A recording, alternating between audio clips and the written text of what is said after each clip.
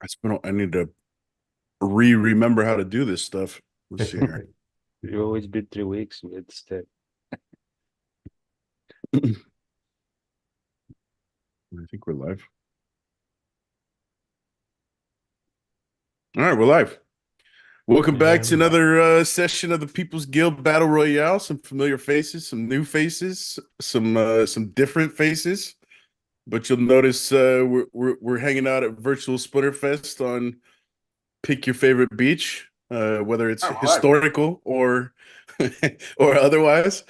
Um, yeah. So what's up, everybody? I appreciate you guys taking the time to hop on and hang out. How's everybody doing? Well, good, man. I mean, happy to be back here. It's been a while, so I always like hanging out with you guys. So I'm looking forward to a nice Battle Royale beach episode. Beach version. Yeah, we missed you too, baby. It's good to be back. Yeah. Yeah, no, it's been a minute. I'm glad to be talking with you guys again. We've had a lot of changes since the last time we've been on, and so I'm looking forward to seeing how y'all are feeling. We had a lot of changes since this morning, it seems like. Yeah. Yeah. Yeah. True. I'm Controversial. happy to be here. We're happy to have Yeah, you. keys. I like how Keys is just off, like staring off at the sunset. This is my beach.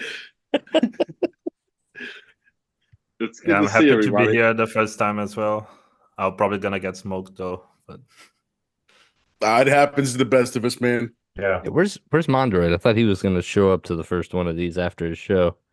And Yeah, Virus. I was really trying to twist his arm to show up. I think we zapped all of the social energy out of that guy with that monster episode a couple weeks back. So I think he's got to recharge a little bit, but Yeah. he might be lurking in the crowd. No, man, he liked it. It was good. You did great. I thought it was a great episode. So yeah, I don't know. I feel like we get a lot of people who are We missed Virus as well. Yeah, I Virus. don't miss If that you're guy. I don't miss that guy. No, Well, if he's hanging out in the crowd, he messaged me privately, said his knee was acting up after that, some rehab stuff. So him and Steve are both rest up, gentlemen. Yeah. Heal up. So how have you guys been where do we on your rewards? Go ahead, Rogue. Kick us off, man. What have you guys what have you guys done with your new rewards lately? Like, have you guys been purchasing much of anything? I made it through 10 master draws, and that's literally all the glint I've had. And now I've got enough today. Like, I'm gonna do 10 elite draws and 10 veteran draws right now just to see what this looks like. But honestly, I wasn't super like, yay with my master draws. My master draws were pretty that's expensive. That's expensive for the same variants that you get in a normal champion chest. I have done all the 10 of the one before last, the elite, I think, before the master. So they were kind of okay. And then I did 4 master draws, and lo and behold, I got 4 common cards. So I mean, oh, boo. Two of them were Godfall, but nevertheless, it's like, yeah, wow. Not That's so a kick in the gut, man. That's brutal. Yeah, as As, soon as we saw the notice come through that they were going to be adjusting either how much glint we collect and or adjusting the prices on the items in the shop, I stopped buying anything. I'm gonna wait for adjustments.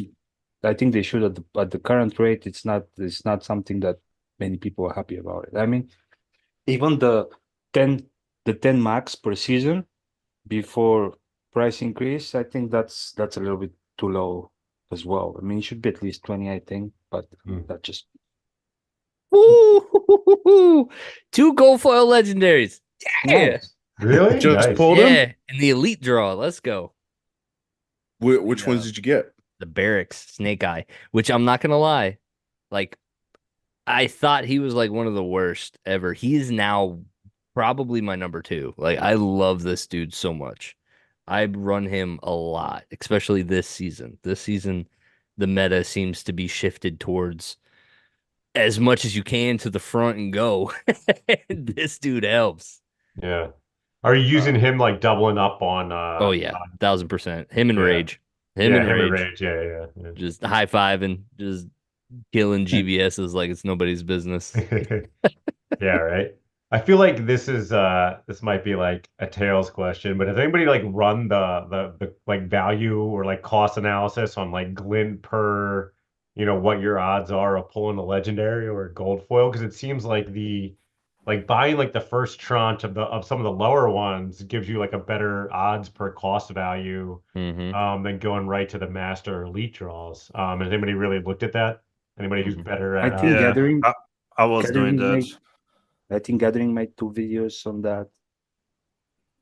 The cost. Yeah, but My general advice is just wait till they reprice the chests at a more reasonable price, because you're just wasting glint, in my opinion, right now if you're pulling. So Damn it, Tails. Come on. yeah, but Coming in But with the map- logic, Tails. Damn it, Tails. This is a game. This is supposed to be fun. I spend my non-value free soulbound token to buy non-value soulbound cards. I don't think about it. Let's go. Go ahead, GB. Sounds What were you yeah, gonna but yeah, the math is so complicated. It's kind of annoying because like you kind of need to do like you start with initiates with the potions turned off, and then you go to a next branch, and then you go back, and then it's super complicated, and also it depends on how much you value cards, how much you value gold foils, and yeah. And it's even so weird on the later, if you look at the tables there on the new, I don't know, academy icon that Nate had, it's actually more likely for you to get gold foils than regular foils. Which I don't even know if that's a bug or not. Like, to That's be honest. certainly true for the legendaries. Like it's more likely that you maxed out your gold foil legendary than your regular. Oh, interesting. Yeah. Because more often than not, you put 3 of them, so you need just one to max them. No, but this, like I'm saying, like it's straight up, like you actually get more gold foils than regular foils. Like, I don't know if that's even intended. I don't know if I even should open a bug ticket or not. Like, yeah, if you go at the bottom there, yeah, look at the veteran, elite, and master. See, like you can get 1 or 2 gold foils instead of 1. It's always 1 and been 3 like that. instead of 2. It's Yeah, always but been like that. It's intended. okay. Working. Yeah, I would like to understand their logic, but yeah, that's funny. But Yeah, I've been since they were like the champion and diamond chest stuff. Like it's since actually the new chest came into existence, like the new rewards, it was like that. The gold foils, the gold foil legendaries were always up to 3, and the regular foil were up to 2, and I guess just translated to the new chests. Yeah, but I think what he's saying is that like if everything's like as you double, like you're going doubling in price, you go from like 1% to 2% to 4%. But then like you do a whole nother double in price for the master draw, but you don't double your gold percentage. So actually, the elite is probably the best bargain, huh? With what I just pulled, let's go. Yeah. No, it's almost like the best is you go from lowest to highest. Yeah. You mean an initiate? Yeah, initiate is the best value. I don't without potions. Initiate and adept. Yeah, it just doesn't make Well, sense. are you guys trying to max out the like your non-maxed cards? Are you Rogue? I know you are, but everybody else. What's that supposed to mean? Well, we've talked about this in the past, man. Come on, played a little bit of catch up. That's all right. But I mean, so I've got multiple gold foil copies where I'm like 1 or 2 BCX shy, but I have no interest in playing the gambling game. I just need epics, a few epics and a few legendaries at this point. So anything below epic is kind of like okay, more few. Well, here's the problem. Ask a question real quick? Oh, I'm sorry, Tails. Oh, go ahead, Keys. Yeah, my question is, do you see any value for these cards outside of playing the game? So do you see like there a value? Is there a value in unlocking them in the future? Or do you see these cards being valuable in the future? That would be my main question because for me, after this new system, I kind of want to burn, and I have burned some cards that I've already maxed and burned the rest of them because I want the only thing I really want is a title, just because that's the only thing that's kind of tangible that's mine, out of that list, and it actually seems very unobtainable to me right now. So I was just curious, do you all see value in these cards outside of just playing the game I in do. the future? I do, definitely. Especially Yeah, with in what aspect? especially with so many people now burning soulbound cards. Those soulbound cards, reward cards, are very, very, very powerful cards. So we are all looking from the perspective of everybody playing at the moment. Most of us have them at a level we want or close to, but yeah, we are all hoping and looking forward new players coming, and the only way they'll be getting those is buying it from the market. So yeah, I don't see how they won't be valuable once they are open for unbounding or making them tradable. For me, just especially as I said, with so many people burning now for Glint, I am totally keeping mine for future. Mhm. And For here's me, I there's think a the go Oh, ahead, go Tails. ahead, Tails. well, I think the issue is if they had, which they should have done as soon as they opened the store, if they had given the process, the timeline, and the cost to unlock Soulbound reward cards, Mhm. we'd be in a different conversation. What they should have done, ideally, is announce the new reward card set, and rolled out Glint. Because Glint right now, honestly, I'm gonna be real with you guys because I know that's a shock, but Glint is shit right now. I mean, honestly, who cares? Like, you can buy a title, yay. I mean, you could have bought a title before. And does anyone care about titles unless you own land? No one gives a shit. So basically, Glint right now is pretty much worthless. It's not even really a reward. It'll only become a reward when they roll out something that it's valuable to have as a player in the game. No one cares if you can, get a random chance to get another 2 Noah the Just. No one cares. But if you can get Rebellion Soulbound reward cards that no one else has or doesn't have leveled, then people care about Glint.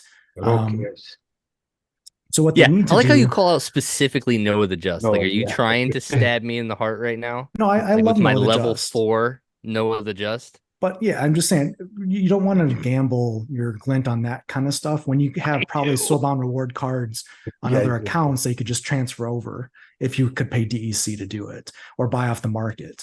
If you're missing 1 or 2 or 3 BCX, rather than wasting glint in a store, press your luck style, just go ahead and buy it off the market, pay the whatever, 20 cents, dollar, whatever, buy your BCX, max it out, and move on. Right now, the Glint store, the reason why people are salty and living in the salt mines with this reward rollout is because what they had before, they feel like they're getting less. They're getting less chests, they're getting less rewards. It's feeling like people got something taken away from them. Where if they timed it and rolled it out, where they had a new reward card set, they had unlocking of soulbound reward cards so that people could get their collections to where they needed to by buying off the market. And then people would be happy. They'd be excited. They'd be looking to play and earn glint. Does anyone even look at the glint you're earning? Does anyone even care how many glint you get at the end of the season or at the end of a battle? I do. Probably not. I do. I mean, you can buy energy. That's expensive. I priced that one out. That's no, but I'm you can I'm buy still using energy. vouchers on energy. oh yeah, Yeah. 100%. Yeah, but it's not that bad. Like if you compare the price of the glint to the voucher, it's not even that. To be honest, it's probably better than buying the titles and trying to sell them. Just I'm more buying likely to save Just it from the for, SPS earned. straight up. Yeah, exactly. more likely to save it for vouchers for potions than spend it on energy. But Well, I yeah, think Tails, I so. mean, you're right. There's people that are in this game that are definitely viewing everything from a different perspective. I mean, for me, I am still in need of those reward cards. I feel like I'm getting less though, 100%. Yeah. And there was an aspect of the game that did get taken away in terms of the like having to check in every day and getting something every day. Like I really kind of like that. It was just like a thing you did every day, which was honestly, like token Splinterlands. Token Splinterlands has always been like every day you check in for something and it could be a lottery winner. And that got taken away. Now it's just kind of at your own pace. But you know, that's not a complete deal breaker for me. But I have been trying to pay attention to my glint and figure out, you know, what the rewards are that I want to be paying for now. I do hear you 100%. I wish they had announced how much the soulbounds. That's like one of the last aspects of the game right now that I need answered very soon because it's been an open door for a year plus and we still have no idea what unlocking these is going to look like. That's very frustrating. I do want to touch on one thing you said, Rogue, the daily check-in. I think as a marketing metric, that's an important one is time on site and daily active users. Mm-hmm. And I do feel over time we're going to lose daily active users, which is, I think that was one of the best things that we had going for ourselves for a while as far as a marketing metric. It was a good way to check how many people were coming in daily to get their stuff. Mm-hmm. Yeah. I mean, I feel like both, we've had two massive changes to what the ranked experience looks like in the last 6 weeks. And my personal opinion, I've shared it very publicly with regards to the levels being removed and pretty much just Wild West all the way through ranked. I feel like both corrections were massive overcorrections, and I feel like they should have been, slowly turn the dial in, a few different aspects of both the rewards plus the league stuff. I know we've talked a lot about this on our episodes with respect to, maybe the ranked experience could have been fixed just by adjusting how rating was distributed. And if not, then, you slowly kind of drip in new variables and watch what happens over time instead of a massive overcorrection and then, trying to steer the ship back the other way. But with regards to the rewards, man, I feel like the only thing that I was remotely interested as soon as the reward shop was opened up was merits. I felt like that was Mm-hmm. pretty much a steal. And Yeah, 2 wins in champion get you a pack. Like that's kind of where we're at right now. Let's go. I think I bought 20 packs in the first few days, and now that the price has kind of, gotten to a place where I'm not sure I'm quite comfortable spending that amount of glint on merits. I'll wait until the season reset, and hopefully when the season resets, we'll get adjusted glint earnings and adjusted glint prices, and make it a little bit more worthwhile. But yeah, I'm with you, man. I feel like the soulbound era of stuff should have been sorted before we had this issue of brand new reward system. So it could temper whatever bitterness was coming in with the removal of daily chests. Because I feel like that's, to Key's point and to your point, Rogue, I feel like, the daily action that was required as a result of that is huge. And it just, it's habitual players every morning at 8 o'clock. I'm out usually walking my dog at that time.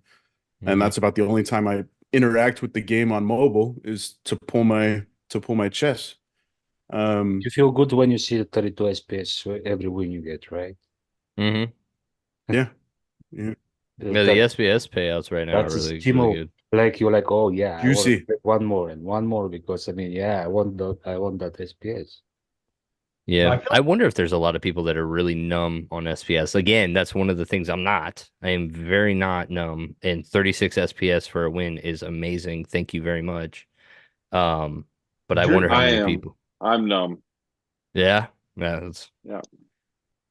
I don't even look at like my earnings. I just look at for me personally, this is just me.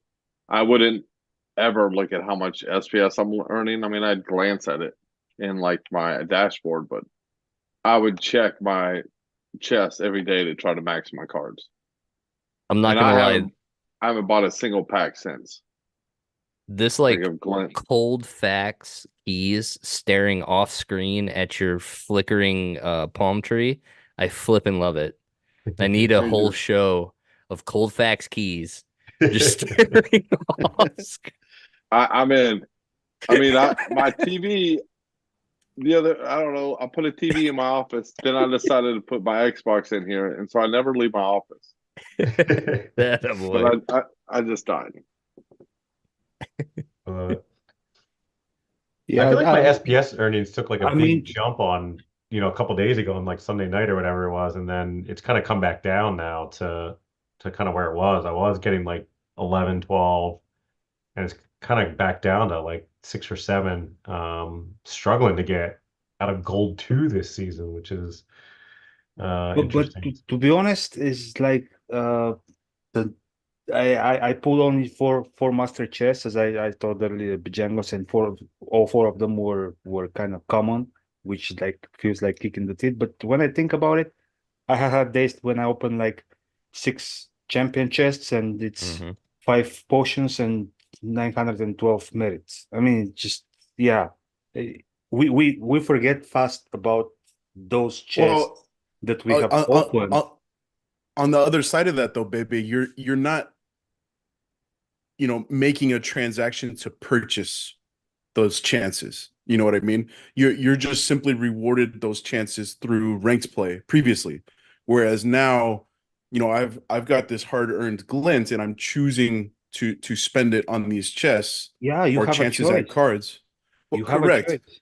But And because it's a transaction now, the psychological response to I am paying for these chances and I'm getting back commons when I'm paying for the most expensive chest, that kind of doubles the pain of, oh, you know, but it's you know just what I mean? Like the but it's just point of view. That's what I'm saying. Like sure. people have this view, but it's just no different than before. When you had 6 chests, you didn't purchase them, but they were like 5 of them were potions and one was merits, or one was like 3 common cards. Just like I understand what you say, that you were not having that feeling of spending, but now if I had choice before, I would compete in champion and earn diamond chest, because I think the difference in chances was not justified with the difference of the amount I can get. So now I have the choice to choose what kind of chests I want to purchase, knowing that each one for sure contains a reward card.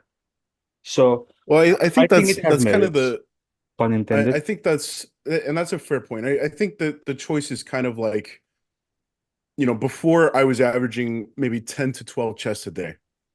Now I would be averaging maybe 3 to 5 top end pulls, but I know that they're going to be cards. Yeah. Would I be willing to cut my chests in half to ensure that I was getting cards? I just don't know. I feel like that's a tough decision. I It like is, the but like innate gamble that is opening up a chest and not knowing then what again, you was can get, inside. instead of 5 top picks, you can get 10 of the middle, 10 of the diamond chest. Yeah, And I do agree though.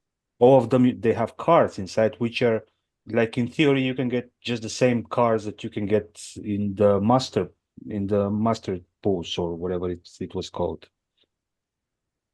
Yeah, but I mean, I do remember all those days where I got nothing as my reward.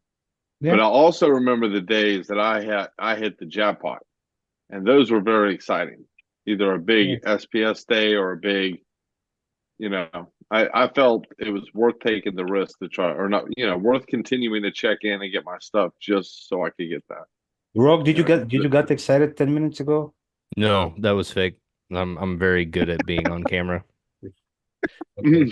I get Rock, yeah. I'm a paid sponsor of Splinterlands, so I Okay. But apologize. still, did you fake your enjoyment good? I did. I faked it real good. I was fooled. I was fooled. Double this I man's was too. salary. And to be honest, Extra Your your glints. it got your us excited payout is too. now 5 SPS. Sweet. Sold. No, honestly, Well, yeah, and Keith, that's what I mean. You're preaching to the choir for me. I'm still like that's what I mean. Everybody's salty, but for me, this is where I've wanted to be for like the last 3 years. I'm playing at champion level. I'm top 20 in the world, and I'm trying to get to number one. And the grind there's is three real, and Mondroids to I'm having compete fun. with, bro. You got Yeah, I three got three Mondroids to Mondroids compete in my with. way. And just for the record, I wasn't preaching to you. I was just giving you as an example. Oh yeah. No, I am definitely all in still. Well, I look at guys like Keys and guys like Aftersound, and I feel like from a business Where is perspective, Aftersound? well, I mean, just looking at his opinion through recent videos that he's published, and you guys like Splinterlands, you guys continue to stick around, but you're distracted, and it's not so much I that had these 4 other kids, games are. Jangles. I had 4 kids. Yeah, It's yeah, not my fault. sure. Like, But I jeez. mean, with respect to other projects that are happening, I Oh, feel that like it's distracted. My yeah, bad. I feel like it's not so much that these other projects are doing absolutely everything perfectly as much as it feels like Splinterlands is kind of continually dropping the ball a little bit. Yeah. I'm hoping because I feel like we need more Keys, we need more Aftersound, like that type of player in the ecosystem to really kick things off. So Keys, I'd love to hear like, what would it take for somebody like you to be drawn back into Splinter? Like, what do you think the reward process should look like? Jangles, just before Keys, just throw an invite Yeah. to Chris J. He wants to jump on board too in the chat. Who? Chris J. Who's Chris J? I don't know. He asked when does he get invited on? So I mean, Chris J, shoot me a Discord message, man. sorry, Jangles, Chris. I sent you a challenge too. I figure we should Oh, get yeah. a All right. battle going in this battle royale. Let's do it. But Well, I Yeah, thought this go was ahead, the Keys. battle. Keys was going to say something. Yeah, sorry. That's all right. Go ahead. No, Keith. you guys are all good. No, I feel to get me excited to get back into the game because I'm passionate about Splinterlands and I have been for over 5 years. Been on the I've been playing for a while. But the truth is, to keep my daily focus and entertainment, I'm going to need to see value in that time. Like I need value coming out of my time. I try to do two things at once whenever if I'm playing a game, I want to listen to a book. If I'm doing whatever, I'm trying to have value. With Splinterlands, I don't see the value in my time right now. And I did like checking in. I do find value in doing my guild brawls, but I do have a bot running my account and I just let it play. And I'm not trying to make a ton of money. I'm trying to just get my cards up. But it's not exciting and I don't see there's no place for the community to be the community anymore. And I think that's the biggest challenge. Discord has become it's just a mess in there and it's very negative, a lot of negativity. So I don't even go in there. And then if there's not a whole lot going on in the game, there's not a lot of communication coming from the team. There's not a lot for us to talk about. And like you said, they pushed this big major change out for ranked rewards and everything. I was gone and out of the loop for 2 weeks, and all of a sudden I was told this is how it was going to be. Like, holy moly, it just seems rushed. So I don't know what the answer is, but it needs to be more engagement, more excitement about the project, and it needs to just be fun to get on and talk about stuff and not try to find things that are good or going well, just enjoying the process. And I think that's just not happening right now. I bet on Heptorn. What did you say? What? Do we want to introduce wagers into this battle royale session? Oh, I'll put 50 DEC on myself. I'm 100% sure that he got it. this is a lot. Boy. Did I? I mean, I don't know. Is this gonna go to It's gonna go fatigue for it's sure. gonna go to fatigue? No way. man.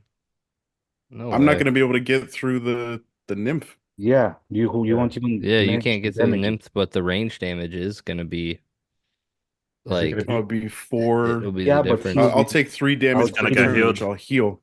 Yeah, but I think still on fatigue, it will be the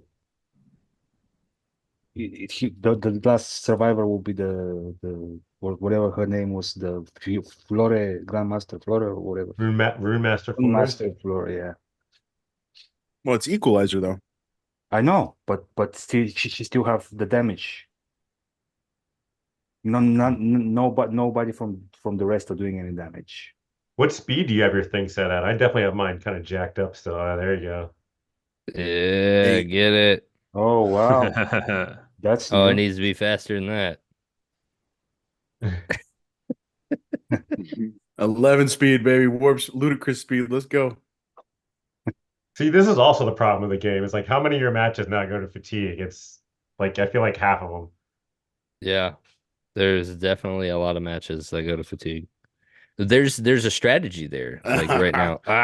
You skipped. Push. Okay. Time I out. skipped. Was I this is like skipped. this is like those Tootsie Roll commercials? It's like Get how it, many yeah. licks does it take It'll to get to take- the yeah. center of a Tootsie Roll? Who's gonna win this match in Infinite. fatigue? One. Well, I'm the owl, man. I just bit the Tootsie Pop off, Just bro. bit That's, it. that's what's Yeah. up. Just bites. Hep, you want to do a little rematch? See if we can get a. right. Goodness gracious. What do you guys think about? Are we going to be getting? Did anybody happen to see? Maybe I should preface this question with: did anybody see Nate's big message in Mav chat today? It's Nope. been going around on No. Twitter, I and missed it. I haven't. let me see if I can find What it. did Nate the Great say? Only He good was stuff. pretty much addressing a lot of the salts head on. I got Did he it come right up with a here. new button? So is there a Yeah, lot of button. salt about the new changes? Yeah. People are I feel like pissed. people Keys. were very upset with the glint nerf because a lot of people, they told you like this is how many glint you're gonna get by the end of the season, and then like I know someone in Discord like they're talking to the Jay Nix was saying that he's like, oh, we're gonna get like 100,000 glint at the end of the season, and it got nerfed down to like 15,000. It's like Yeah, halfway through but the I think- season. Play more. I think it was We're like 2/3 of the way better through the season. change. Oh. There you Was it, go. baby? There's Nate's message. Can you guys see that?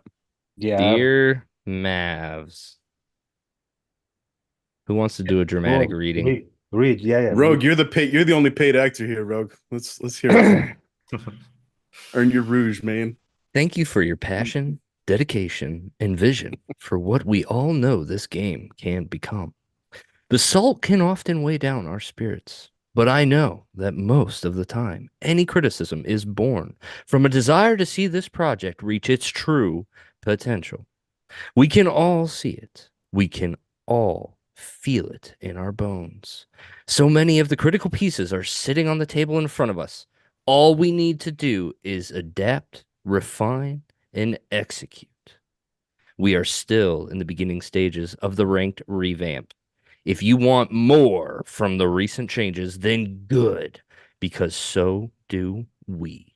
We are in the midst of polishing what we already launched and adding the elements which didn't make it in yet. Personally, I want to reintroduce a newly redesigned focus mission. Oh, crap. No, I can't read it. If Nate says the same thing that he's been saying for like 3 years, God damn it, I don't want to read this. Ah, You're halfway, Rogue. Come on. nope, baby's up. I gotta go. Django's, maybe you can finish it. Oh, it's been up long enough. Come I think on, everybody has had a chance to read it. I didn't even get to read it. I didn't get to read it either. I wasn't paying attention. Okay, personally, I want to reintroduce a newly designed focus mission system. I want to add more weight to league tiers. That's the piece that really caught my ear. That I feel like that was a critical misstep on behalf of the team. I want the player to feel motivated to attain every milestone we put in front of them. The support team is hard at work collecting your feedback and ideas on what we can do to improve the reward shop and the progression experience throughout ranks play, whether that's minute by minute, daily, weekly, or seasonal. The design team is exploring and conceptualizing and prototyping. While that's going on, we are contemplating how to best expand the items in the reward shop, how to best improve mobile responsiveness, how to tackle one-click set rentals. Well, we got the man on the responsible for that one right here live on air. Yeah, there's one live already. Go there, gamesontheblock.com. You can use that already. Nice plug. I tee it up for you, man. Yeah. Thank you How for to the best layup. simplify. Yeah, you got it, man. How to best simplify, streamline, and educate new players every step of the way. The point I'm trying to make is don't worry, we're not done. If you want to be part of this amazing process, then we wholeheartedly welcome your feedback, ideas, and suggestions. Just remember, we're all on the same team. Be nice to your fellow players, be nice to the team members, be nice to the game itself. Seek out opportunities to lift up rather than push down. Lifting up does not mean rose-colored glasses and insulated echo chamber. It just means approaching discussions as a positive-minded collaborator rather than a combatant with one finger on the nukes. Ha ha. See you guys on the next town hall. So can I ask Yeah. one question? Do we get chests at the end of the season? Niet. No. Oh, They What? do not exist, man. Keith is So like, now my Glenn's I was going to get 144K and now I'm getting 56. play more. What's that? Play more. you got to play more. I Make your bot play No. more. no. Well, it's wild, right? The glint is whoa. That is light speed, man. Lightning speed. This one's not going to fatigue. Let's bring it back to earth here.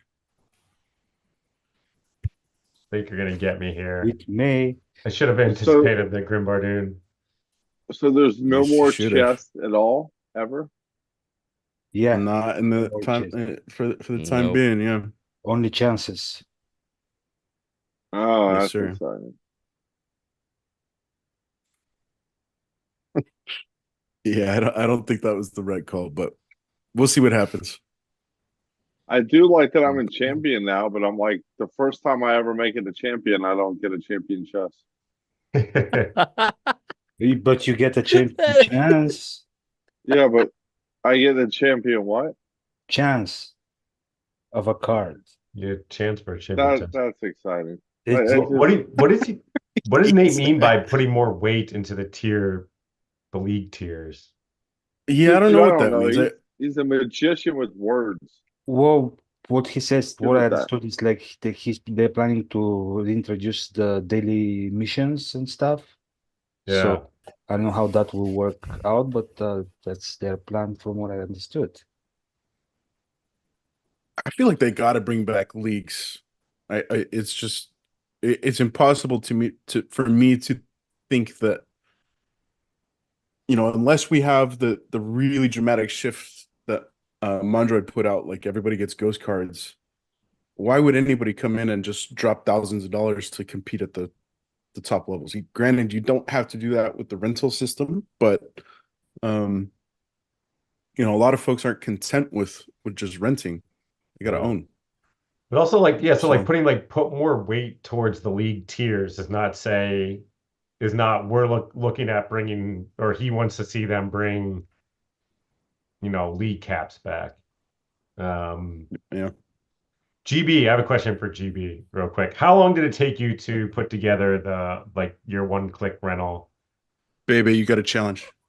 Very good. I mean, I'm not even happy with the state that it is right now, right? Like, part is my fault. Part, I think, is just how it works. So, for example, the current it's not even that easy to just play renting because like the market is so dry. Like the way that we have especially conflicts, like rebellion cards. Like it doesn't Yeah. really make that much sense to put them. Like you kind of need to own it.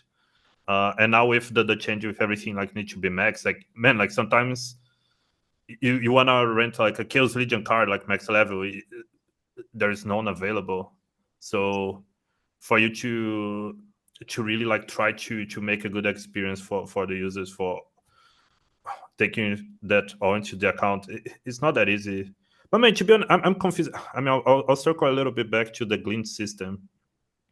I don't really understand like all the changes. You talk about leagues, about max level cards, but and also this glint system. So like it's all like this very different system that at least the glint system was supposed to prevent people from extracting, right?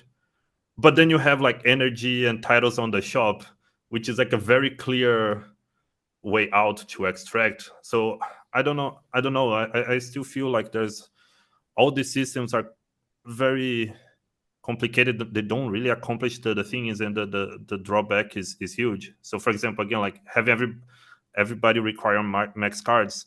So now you kind of kill the market in a way, at least the rental market. So yeah, you can have like this. Okay, cards are scarce, but but then yeah, you don't have any liquidity, and you cannot have both. Like, I think you just need to choose and focus on one. So again, in the case of the clean system, either you have like go full soulbound stuff or not at all. Like, because again, if you have one way out, then that's enough. Yeah. Yeah, but what do you guys feel? If you don't have a way to extract, like, there's no way people are going to put in lots of money. No, but that's my point. Like, I think it's a Web3 game. Like, you should be able to, like, well, look at some people are gonna be able to extract. Like, that's. Let me interject real quickly. So Chris J, I didn't get a Discord message, but he says, just a question: is anyone annoyed we were sold a play to earn game with lots of RNG aspects and the earning assets with value? Now all the earning things are gone. I mean, I spent nearly 40K on Chaos pre-sale on the premise I could play and earn reward cards, chest DEC packs in the chest, etc. Now most of that is gone. Should I ask for a refund? No. Man, I'm gonna argue that the earnings nowadays is the highest that has ever been. Like, I would argue if you spent 40K during the pre-sale, you probably did all right on your SPS drops. And yeah, in general, it's like, why would you even consider that the situation now is what the situation should be counted for? I mean, in 3 months it might be totally different. In 6 months it can be even different than that. So then what? Then the team will be asking you from like compensation for your gains. I mean, that's just silly. I mean, you decide what you want to invest in, you make your informed decision, and then you suck it up. I mean, yeah, it can go your way or against you. It's just the lack of the draw. Yeah, it's hard. I mean, I You will got to say pay for your draws now with Clint. we are in an entirely different Splinterlands than what Chaos Generation started with, like 100%. And I can't honestly speak to whether or not that's entirely good or bad. You know, I've been along for the journey this whole time, and so I have a level of time investment and memories and passion, and I've got a lot of stuff that helps weather, these kind of changes that we're going through. But today, if I found Splinterlands, I don't know if I would have the same I don't know if I'd have the same like drive. I wouldn't know if I'd have the same stick that I had back then but realistically what I had back then was like what, 5 chests? I think it was like max is like you did 5 wins and that got you your standard draws Well, every it was up to day. 9. I think depends on the league. There were different amount of chests depending on the league, but also Yeah, but it was like 5 wins got you that, right? It was Oh like yeah, that's all you needed. It was like 5 wins a day, and like then you were done. And it was just an entirely different time. But It I was. don't know. I heard somebody like GB, you were talking about like the rental market's completely depleted on Rebellion, and that you can't really support max league decks. And like that's not a bad thing from what I'm hearing. That means if somebody wants to come in, like that market is available for them to offer max reward cards.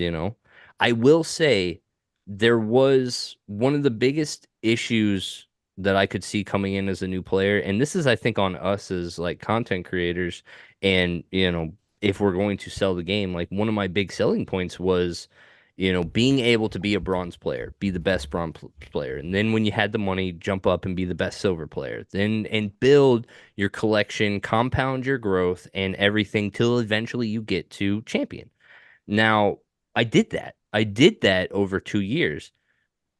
Under the current model, I don't know if somebody could do that. And I don't know if it's even something that you would promote, because I don't know what it feels like in ranked playing with a max bronze deck against people that It you shouldn't be stinks. playing against. Yeah. But It see, stinks. but you don't need to do that anymore because now, like, I don't know why people are even taking what's happening this season and something like a normal, that's how it's going to be forever. I mean, obviously, like today I was talking with my friend Voz, and he's having pretty much max chaos deck, and since he was botting his account before and because he has a lot of wild cards now. He switched to modern to play by himself, and he started obviously from novice because the his modern account had dropped down to novice. But at silver 2, he's playing max decks like almost every battle. But that's because a lot of people who did that. They were playing their bots. That means a lot of people are actually coming back to play modern because if at silver 2 he's constantly battling max summoners, that means a lot of people had restarted and are still there. So the competition there is tough, but that's just because they haven't found their median, they haven't found their like natural placement in the ecosystem. And that's a lot of that happening, and that won't be like this forever. Like little by little, people will find their optimal place. And then, as you were saying, they don't need to wait until they have a max bronze deck to move on. They can build a little bit because they know that every piece they add on their deck will actually be felt straight away. You'll be taking advantage of it straight away, as opposed to having to wait. Okay, now I maxed my bronze deck. Now I start working on my silver deck, but I still be playing where my bronze deck is best because I'm not ready to jump up a level. But now you don't have this. Like the moment you buy a card or you earn a soulbound card or whatever, it is something that improves your deck, you feel that instantaneously. So I think that's a positive thing for a new player. Like they'll be climbing probably at the beginning faster. I mean, when things clear up, obviously, but they'll be climbing faster, and then they'll feel stuck for a while. But that will give them a chance to see where they can build up a little bit their deck here, there, I don't and have then move. any confidence telling a new player to do that. Like that's what I mean. Like I would like feel terrible if I got on here and I like pitched that exactly what you're saying, a little bit card at a time, and then we revert back. And then my boy's looking at me like with his level 5s and his level 4s, and he's like stuck in that, like, because literally my entire Splinterlands career, that was bad financial advice. Is if you were like half leveling up your cards in between leagues. Like it was a waste of BCX. It was a waste of capital to go in the middle. So imagine exactly what you're saying. This world that we're living in right now doesn't stay. And 6 months down the line, we decide we're going back to leagues. Like then everybody that combined their cards got stuck in the middle, and I don't even want to go That's down that Why Heb. would road. you? But why would That's you you, look at Heb. it? Why Yeah, would you I'm look at it not I'm from not that leveling cards. Yeah. perspective? Like, I mean, you're like obviously their focus is to go forward with whatever they come up with. It's like uh I don't know why the first reaction is okay, it will be for a while and then we go back to normal. I don't remember of many decisions where the team actually went back on a decision. They have made tweaks, they have adjusted things, but I don't remember many occasions, if any, that they actually went back on something that they implemented and reversed it. So yeah, could it change? Yeah, it could, but obviously, as Matt has stated, the whole mission, his whole vision is to give incentive to the players to level up their cards. Like everything that they come up with will be focused towards that. So Well, sooner or later, it will be paying dividends, I think, and that's just my opinion. when I first started playing the game, one thing I really liked about it was that we had these leagues, we Hmm. had these levels, and you had the team saying, "Hey, we don't want people to feel pressure to spend more money than they want to spend, and we have Hmm. these safe places where people who maybe don't have the money to spend on max level cards can play at a competitive level, spending a certain amount, whether that be bronze, silver, gold." And like that was a really big attraction to me because it's not just another game where people who spend a bunch of money and the whales get to beat up on everybody else. And like I Hmm. hear and I understand the arguments that like, oh, in time this will work itself out, but I think the way the resets work, the way that you've got people who maybe only play a little bit, are constantly getting pushed back down. And I mean, it's just if it was going to work itself out, people in bronze should not be playing against people in max level decks. People in silver at this point should not be playing max level decks. The people At I this talk to point, in this no. No, but league yeah, are they always constantly playing will. against max level decks still. Why at And this point it just started? Like, yeah, you should give it like we're 2 seasons in though. No, been 3 I don't weeks. think it's a matter of time, because like the point is like you cannot just level your deck like horizontally, just have like all these cards at low levels. It's basically just focus on very key cards, max level. You're gonna destroy. Okay, just play with like Oops, Oh, he was censored. the man's meta taking did not down. like GB's comments there. The censor kicked in. The universe said nope. okay. Yeah, you I was just just gotta- saying like okay, I was just saying like not scale your deck horizontally, right? Like you just focus on key cards at max level. Like okay, in bronze you just get I don't know, like a max level Pelacor Mercenary, a max level Goblin Psychic, right? And then you're gonna face people with like level 3 commons. Like they might have like the perfect card for the perfect rule set. Doesn't matter, they're not gonna be able to go through the Pelacor Mercenary at max level. So like that's the new meta. Like you just go very big on like vertical cards at But then you're at the mercy. Then you're at the mercy of the RNG draw of the rule set, because yeah, you'll be dropping games just because you're not competitive. No, that's my point. Like if you have like I don't know 20 key cards max level, you're gonna destroy somebody that has like 120 cards at like level 3. Okay, right? They have a full bronze deck. Like you they're gonna destroy get it destroyed. once when the rule set is in your favor, but when it's not, just because he has more cards available. Yeah, that's what we're saying though. No, because but that's what then I'm it's saying. so I'm saying frustrating like for those people in the yeah. lower leagues to be, up against those max level cards. Yeah, you don't face a bad rule set, right? Okay, in this case, okay, you might face like a no heal rule set, and then you don't use a Pelacor Mercenary. Okay, you use like something else, right? Like that has, I don't know, max level Jin Shuala with thorns. That my point is like that's the meta. Like you get like 20 max level cards, and that's it. And then if people are gonna get like upset because they're always facing max level cards, like the truth is that like they need to get in with the program. Like that's how to play the game right now. Like you all your bronze deck that you spend like years building, or you max like in silver, whatever. Like it almost feels like you need to resell that and buy the key or rent key. No, but apparently that person with the key cards, he will keep on winning against those players. He will keep on moving up and out of their way. So that's what I'm saying. It will take time, but eventually. Yeah, but but then you're gonna face people with max level cards that have a slightly higher range. Okay, now instead of having 20 key cards, you're gonna be facing people at max level that have like 30 or 40 cards, right? Like, of course, in champion is the same, right? Like in diamond, but before too precise example that, like, yeah, I mean, the chances of that happening are not very high. Just, I mean, at the end of the day, the game at the moment is balanced in a way that depending on your win ratio, you find your place in the ecosystem. And yeah, you won't be obviously winning every single game. You also won't be losing every single game. So there'll be some balance of you win some, you lose some.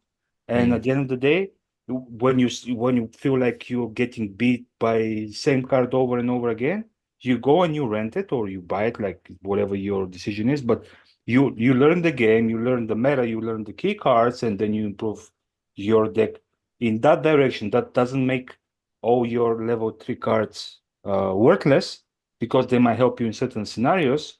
But what I'm saying is, eventually, if the goal of a person is to maximize their deck, like one way or another, even just maximize their rewards, because yeah, it turns out with the reward cards, you can be pretty competitive, and yeah, it might be. I'm looking at the my out that I'm playing with Archmage. It doesn't have that, like, it had like gold level cards at best, reaching diamond 1 without problem. So I mean, we have an issue, I think, right now with this, like this idea that like everything will just kind of everyone will be able to spread out. It's not possible with the current point system that we have, Right now, everything was set up with like a 900 point difference between leagues. And that was when we had leaderboards for overflow. And without leaderboards for overflow, everybody is getting congested, and that spreading out of max decks isn't happening. So, like right now, when you look at the leaderboards, essentially look at it like this: when the top 50 champion players go well above 4,300, they are robbing points from everybody else downstream. And so what's happening is like the rating inflation isn't matching the reset that we all experience every season, right? So there isn't any room for the big decks to get away from the little decks. That's what we're experiencing right now. But the good news is it's all customizable. That they made it in a way that's an easy tweak, and yeah, they're hearing, reading, or however they get their feedback, and they're looking for solutions. And yeah, obviously, if something is not working, they will just go for tweaking it instead of reverting it back to what it was, because at least that's what I think. That's what I've seen happening until now. I remember a lot of things that they implemented. Initially, there was a lot of knee-jerk reactions of people being frustrated and not happy. And even before things being implemented, there was a lot of thought. And then when actually things got implemented, it turned out that, first of all, they were not as dark as people were picturing them to be. And then also they were very open to adjust, tweak, find the right balance. So with everything else, did they got it perfectly, the ratings? No, probably not. But yeah, that's the part that is tweakable. Like coming with a solution of how to proceed for the future was one thing, like opening the field for every level that you gain to be felt was one thing. And now they have to work on getting it right with the ratings. And the idea, I think the idea is good. I understand that I'm of the minority, but I feel that the way they're going is right direction of giving people stimulus to actually level whatever they can or rent higher level cards. Well, think about it in an ideal world. We're never so I've got my alt account. It's pretty much max for silver. It's missing some rebellion cards, but it's very competitive, and I do really well in brawls. Just to give you an example for how competitive this deck is, and I cannot escape bronze. I hit silver for a very brief second when I beat a team the other day, and then I ran into a subsequent 3 max decks in a row. So you're playing modern. You're playing manually. Yeah. Play manually. And in an ideal world, we're always going to have new players coming in renting those max cards, right? So I'm forever going to, if things go to plan, I am always going to be matched up with opponents that are just entering the game and trying to climb the ranks with max You're decks. aware that those max cards are limited supply, right? Like they're not like indefinite in supply. So whenever Well, somebody sure, new comes, and they'll be but having the option to rent them cheap. That'll be I mean, but that will be the good part, because this way, little by little, all of the cards from the rental market will disappear, which will drive further value to the cards that are left in the system. So I don't I see mean, how. okay, so baby, maybe you're right in that would be good for assets. That would be good for cards. But I'm just thinking purely from the player's experience. Okay, but you owning It's those cards won't feel good when you see their value rises at some point. You're like, okay, it's not I would worth. sell them. Yeah, exactly. It's not worth for me to spend all this energy being frustrated when my cards are actually But having that's so not much that's not value. a good thing, right? Like we're Well, but it is, because you're either talking you about buy max or you no, sell out. no, but you're talking Yeah, that's about what I hear. an out account. You're not talking about your main account. So yeah, Well, sure, but what if my initially, look? I mean, Hep is a prime example, right? He was a perpetual gold guy, and financial reasoning aside, I would argue that the meta at gold is more fun.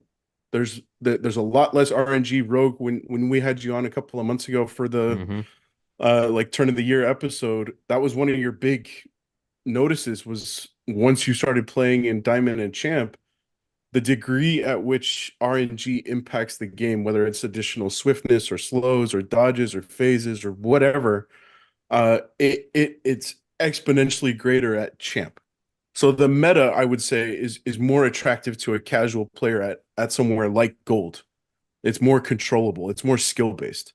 I would almost guarantee that I would get, if we play straight up gold matches with Hep, he ran the table with us a couple months back, and we were playing down to that. We're not, you know what I mean? So it's not necessarily just the financial piece, but also the gameplay piece, the fun factor that exists at something like at silver, at gold.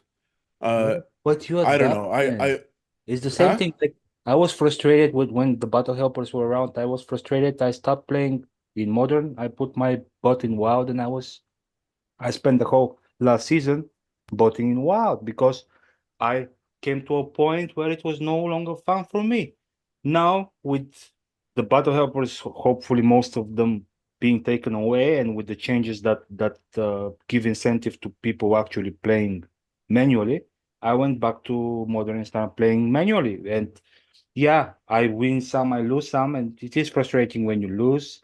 Sometimes when you win by one health, it's also very exhilarating, but it's part of the game. So yeah, RNG, getting rid of RNG is actually something bad. I think the RNG is the good part because as Oh frustrating no, as it no, can be, I'm not saying that, baby. I'm just saying that there's different metas that exist because of the differing levels. And I well, feel like it as soon used as you to, remove leagues, yeah. So all no all of longer. that different meta evaporates and it moves to a place what GB was saying where you just have those 20, 30 max cards. That is the meta, which kind of sucks. Like Which what's obviously what's the purpose of all these other cards okay, what if do you think? What do you think about the new airdrop, the new Rebellion airdrop? Does it completely change the meta? at champ, I don't know about everywhere else. Well, I mean, we're talking obviously a champ, but because that's where people are usually most invested with cards. But now, if somebody was there in like invested in 20 key cards, like counting on all his chips on Green Doom, now he was like all of a sudden like, oh, what? Oh, now something can evaporate it with like one hit. I Yeah, don't one like round. that. Yeah. I'm not going to use that I anymore. don't know. I'm one I key mean, card down. it's just worrying to me that we're moving to a place where it sounds like it feels like we're assuming that the small casual players are going to follow the whales.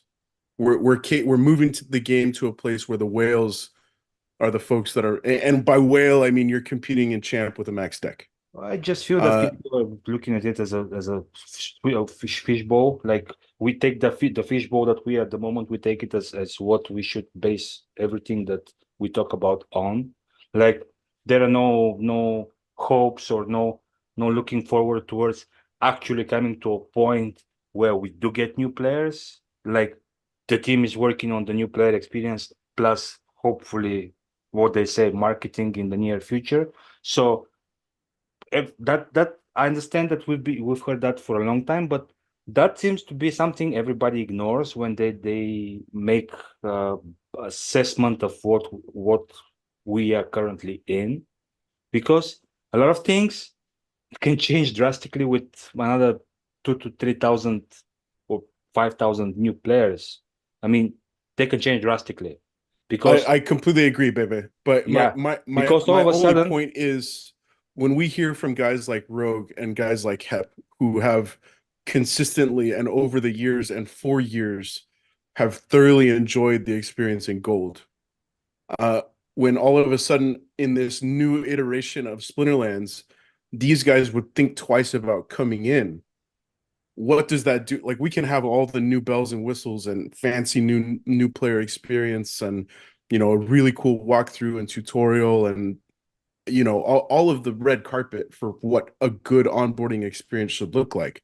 But if you're onboarding into a game where you've got to drop $10,000 to $15,000 to be competitive, that's scary to me. I feel like we should be catering to as many small players as possible versus making this a space where you've got to drop significant coin to be competitive. I have something more. especially But right Trash now, just with the Splinterlands has had the ability to not have any competition in this market for a long time, you know. And now with games like Parallel and other things, I know Parallel, talking to Tails earlier, it's 30-40 bucks to get a starter pack, and you can start earning with that pack. You know, you just can't do that with Splinterlands. So we're going to have more competition. Yeah, I still have a lot to say about the previous topic, but Trash Panda told me that I'm talking too much, so I'll just let other people talk because apparently I hijacked your stream. Sorry, man. No, baby, this is the People's Guild, bro. Your thoughts are just as welcome as everybody else. This is the Battle Uh, Royale. It's not just the matches, it's the debates. well, we'll see what happens, but yeah, let's yeah, Rogue, this is one of my favorite squads that you rolled out here for this mana cap. Yeah, This guy is so good, man. yeah. Yeah, He's fun to play, but this match gets weird sometimes because there's a world where I don't know, it's played out a couple different times where like you'll kill their Izar like before yours dies, and then that completely F's the momentum, Yeah. and you get steamrolled before your Izar dies.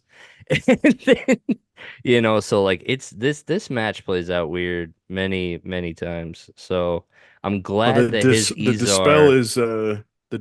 is a Mhm. game changer in matches like this too. It is, and that's what I'm hoping that this blast damage that I'm doing here is gonna just kind of help me because I need to not I want my I want my Mantaroth to stay back as long as possible. Might not have a choice. Hmm. Have to Well, we've trying to got bring what that boy to two? the We got front. 2 repairs. I don't know. We're doing all right. We'll see what Blight can do. I like that. I like that 7 magic damage we're doing. That feels pretty good. Dude, All this guy right. continues to be one of the unsung heroes of my squad, man. I don't understand how I don't see more of the Rune Crafter. That's such a Yeah, great I'm card. seeing him more and more. Like I've added him more to my lineups now because of like a lot of the meta plays with, Izar for sure. And then when you get into the green teams and you got to deal with slip spawn, Oof. that's a really good answer to slip spawn. All right, come on. Let's go. and also Blasty. the water tone guy. There's the There's the dispel, dispel and the but poison. we're okay. Ugh. We're okay. I think. Yeah, you just never know, huh? Come on. Miss. Ooh, what are we missing? What are we doing? All right, so I hit here, then I get dispelled. That's annoying. Oh, this thing resurrects? But he doesn't get to swing this turn. That's good. He's All right, so we're dispelled. But then, this Dr. Blight. and yours Yeah, gets I'm not wiped. gonna get past Yep. the Dr. Blight. Dispel. Way to break the mirror, brother. Good job. You're gonna be able to get through Blight. Blight's just stacking health back No, there. yeah, he's too big. I wasn't even looking back there. I was trying to get past this Super Marty. Oh, Steve is here. Nova. Steve, how are you doing, man? But yeah, no, Dispel was definitely the mirror breaker there. Good job. Did Steve hop on? Well, I mean, he's in the chat, so are you Oh, getting better, man? We missed you. We're worried about you. Steve, hop on the stream, bro, if you're up for it. Yeah, Steve, take my place. I got to bounce. We love you, Keys. Thanks for hanging Bye, out, man. Keys. Man, Seriously, you guys are Keys. the best. Yeah, always great to Thanks see for you. coming, Deep- Keys. Deep Keys staring at palm trees. I'm Deep making up Keys, dude. That's the Deep new Keys and channel, palm bro. trees. I'm making up titles for you. You got your own segment. You know, I think I might need to explore that. Please. Baby, it's good to see you, brother. Nice to see you It's been too, a man. minute. You guys have a good one. Thank you. Bye, Keys. Cheers, Keys. Later, brother. GB, you want to get in the match? What's your Hepthorn, in keep it game? rolling, man. What's your in-game name, GB? No, man, actually, I think I'm gonna pass. Like, I cannot rent these cards to compete because, yeah, normally I'm renting. While you guys are gonna bring like GBS, and I'm gonna come with like Thaddeus, Cursed Wind, the cool play, I'm gonna get booed off the stage. So, Hey man, sometimes it works. I'm beating up on these guys with champion That's the decks. beauty of it, baby. It's like you pull some stuff that you ain't supposed to win with, and then you're a hero. Other than that, you're all right. It's all good. I'll prepare a nice deck for next For next time? All next right. battle royale. Yeah. All right, Tails, you're up. Tails, what's your in game? Sinister with a 3. Yeah, brother. Sometimes my one and only first win was just ignore it, and I didn't ignore. Well, I did my best to ignore it, but not ignore it. Well done, baby. it once like first like Oh, sorry, Eh. baby. Did we? anyways. Well, Bebe won, and then we got sidetracked down the rabbit hole of conversation. Oh, yeah. Yeah. All right. Somebody's gonna have to spell sinister for me because I don't know how to spell. Here, I'll put it in the chat, man. So while they prepare it, and yeah, I was still say my thing about you were saying about the leaks. I remember a few years ago, like 3-4 years ago, maybe I was like a little bit before the big wave came into Splinterlands. I was playing in silver, like with a almost max silver deck. I was playing for the leaderboards, and it was a grind. I don't know. For me, it was fun in the beginning, and then it was not, and it felt like job. So when something feels like job, it's not. I don't count it exactly as a fun thing. And for many people, it was like fighting for the leaderboard, especially with knowing that one RNG mistake or one RNG or one stupid move can throw you back 13 games. Yeah, it's not less frustrating than now. So yeah, I don't think being capped at the league increased the fun factor. It increased probably the competitive side where you're fighting for the leaderboard, but when you know, I was at the point where when I see the mana cap, I already had in my head the team that I'm going to put without thinking, like just like, oh, this mana cap, this is available. Okay, I know what I'm going for, and that doesn't feel like fun. That feels like like job. So Yeah, you might as well bought it. Yeah. so yeah, that's what I'm saying. So that's why I think the higher levels of cards give you way more options to counter, and Yeah. I don't know how being capped at a lower level can make the game more fun or more exciting for me. I know for a fact that when I was playing in the lower Hey, leagues, what's up, Stever? if I was playing, there was two situations. One, somebody was playing with higher level cards. I would just kind of auto skip. Like I didn't care to watch those matches. I didn't care to learn what had happened. They had more expensive, more leveled up cards. I didn't care. Skip. Same thing with if they had Untamed. I would just skip. I couldn't learn from those. I couldn't like there wasn't anything. So that's one of the things that I worry about with everything now is, it's like if I'm playing with a bronze deck, which realistically, these are all terms that if we don't ever go back to leagues, they'll probably die with us. Like Right. we're gonna be in 6 months, we're gonna be like bronze league, and they'll be like, "What's that?" Yeah. And be like, don't worry about it. But like realistically, if I worry that if somebody's not playing with max level cards, then they might not get the full enjoyment because they're gonna get ran over by max level cards. But And again, then, you're for talking example, about what I did was I looked at Jangle's last 5 matches, or that he did with the max level teams, and I went and looked at their battle history. The problem is that those people are also losing to other max level decks at like 1,000 and 1,500 ratings. So like max level and max level is playing each other down at 1,000. and so they're not. Yeah, There's getting no it way out. There's no way out. Yeah.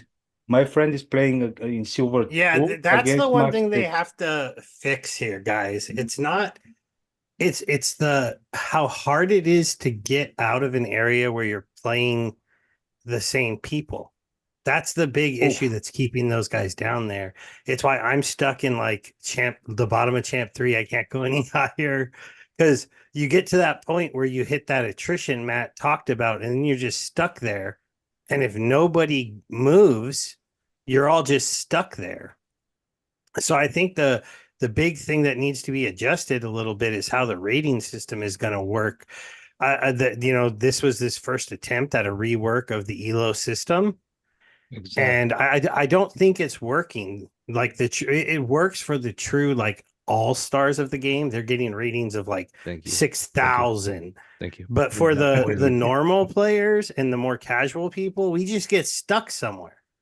And even I'm getting stuck now because I used to be when I beat those guys occasionally, I ended up getting like 60 points. Now I get 20. And then I lose to them more enough to where I never break even with those guys. And so I get stuck in near like I've made it to champion 2 like twice, but then I fall down. And it's just a do you get back up again? System. Are they ever going to keep you down? They usually keep me down, unfortunately, man. Right now. That's not how the song goes, Steve. That's not how it goes, bro. Steve, that's how the game's going, man. That is how the game is going. Steve, how is everything going? Like, what is your update on your situation? Oh, everything went good. It's just after you have a surgery, you got to lay in bed for 3 or 4 days, and then you're not allowed to like carry anything heavy or do anything around the house, and your kids get super mad at you. So wait, the kids do or your wife does? No, the wife is understanding. The kids don't get it, right? Why can't dad pick me up? Why can't dad go move this? Why can't dad do this? Dad's tired right now. Dad's watching Oprah. Leave me alone. So yeah, I've just been kind of lazy watching a lot of shows and stuff. Yeah, but I'm fine. I just got old and tried to lift something too heavy, and I put a hole in my stomach, which is something you wouldn't think you could do, but don't put a sharp corner against your stomach when you're holding something really heavy and try to open a door when you're an old man. I'll try to. It was like one of those like abdominal hernia things, or you literally put I basically got a hernia in my stomach and I think it's because I tried to bring in a desk box, and then I went and built the desk afterwards, and then like the next day I'm like, that's weird, a little bump is coming out of my stomach. That's not normal. So I think that's a good advice for not only old people, even for younger people. Just once you reach a certain age, those boxes that say 2 people to move, just get a second person. Trust them. The box. Yeah, trust the box. As the system. Trust the box. Those are words to live by, Stever. Trust the box. So, but yeah, and so I skipped our show last week because it was I was still in bed at that point. We'll do the show this week. Hopefully we'll have some good stuff to talk to. I haven't really, I took a couple days off of playing. I've been sitting at way too much energy. I haven't even looked at the Glint store. I just haven't been paying attention.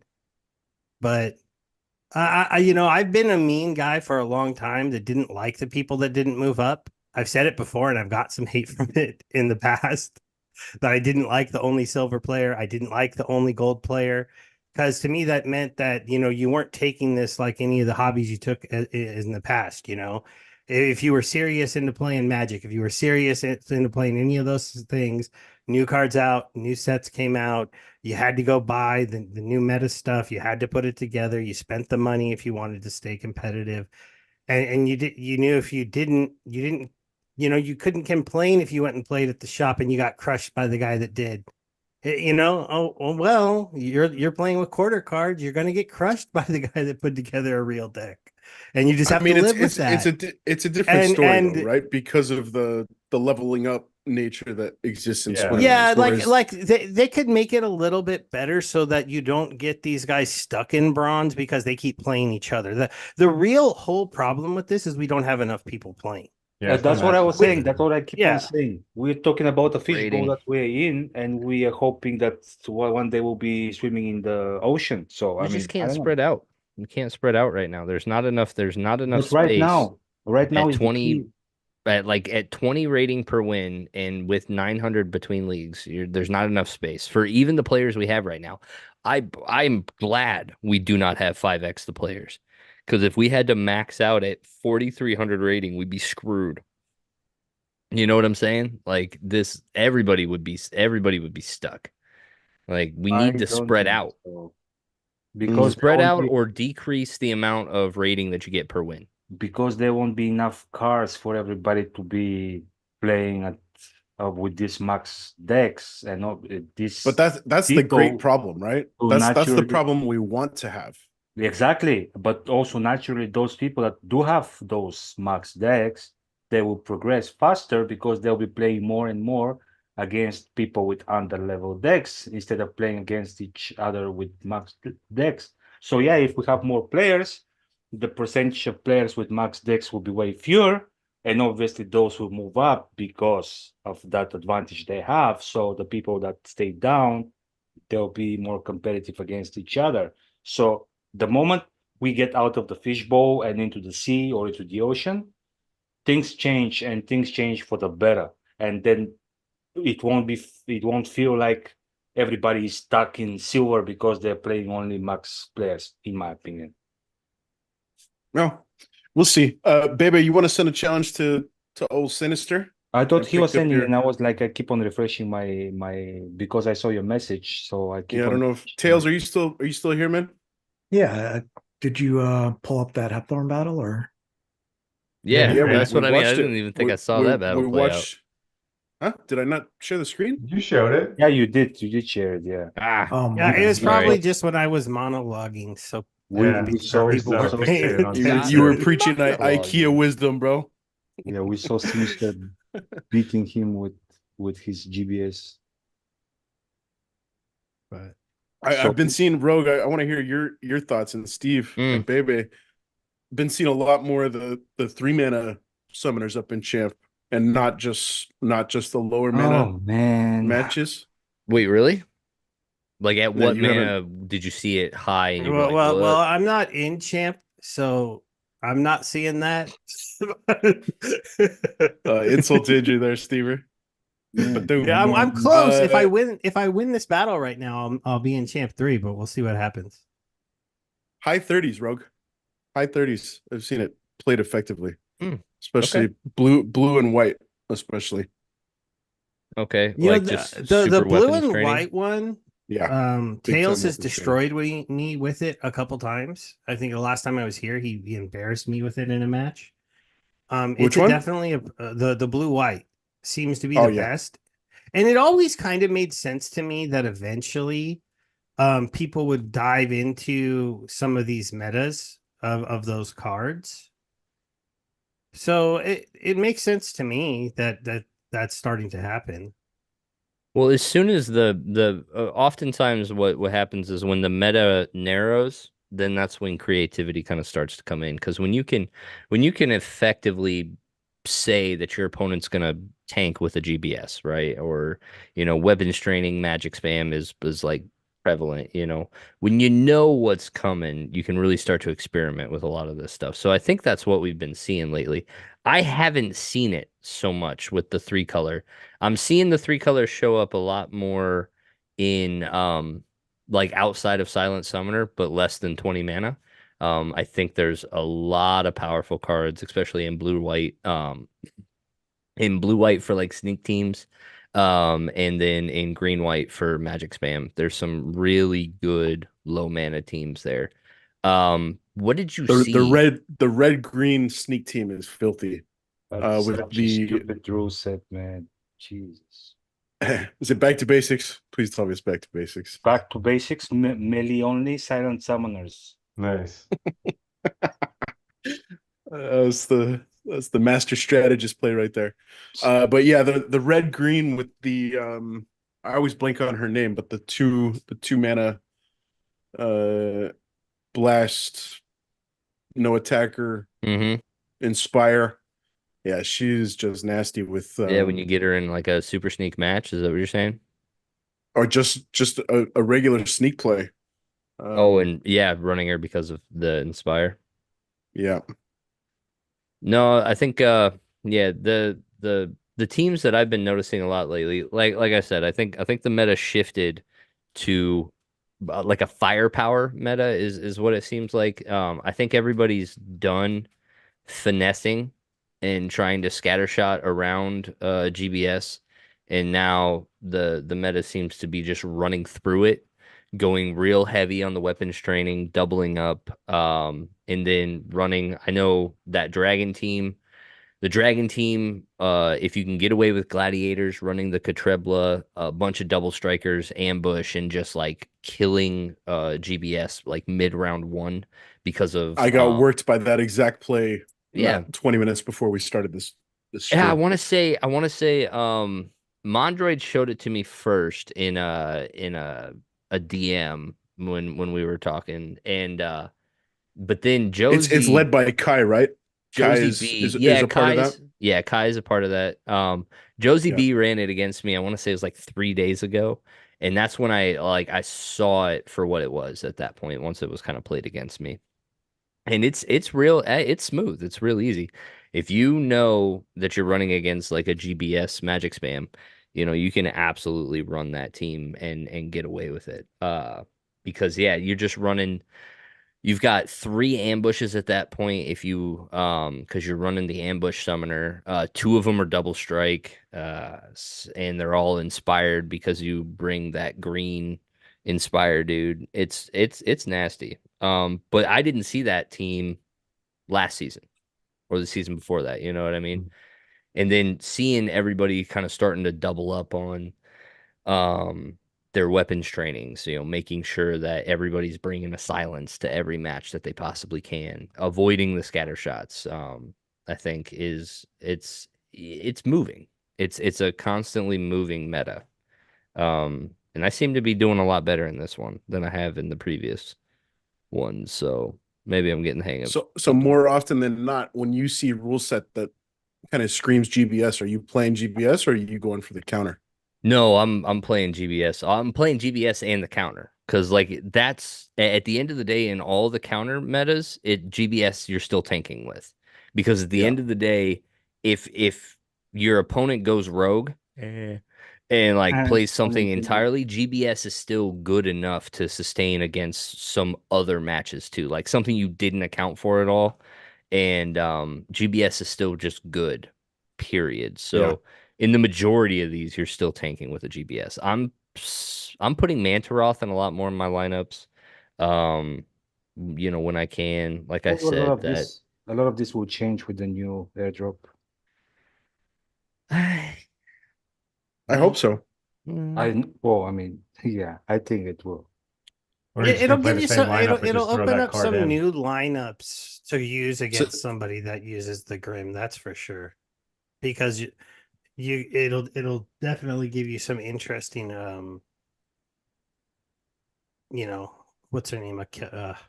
You were just saying her name, Akai. Kai. Mhm. Yeah, you give that the early strike. You line something up to remove the armor. You take all that to face with maybe one other, and you can drop them pre-round. I mean, that's going to be something people have to account for.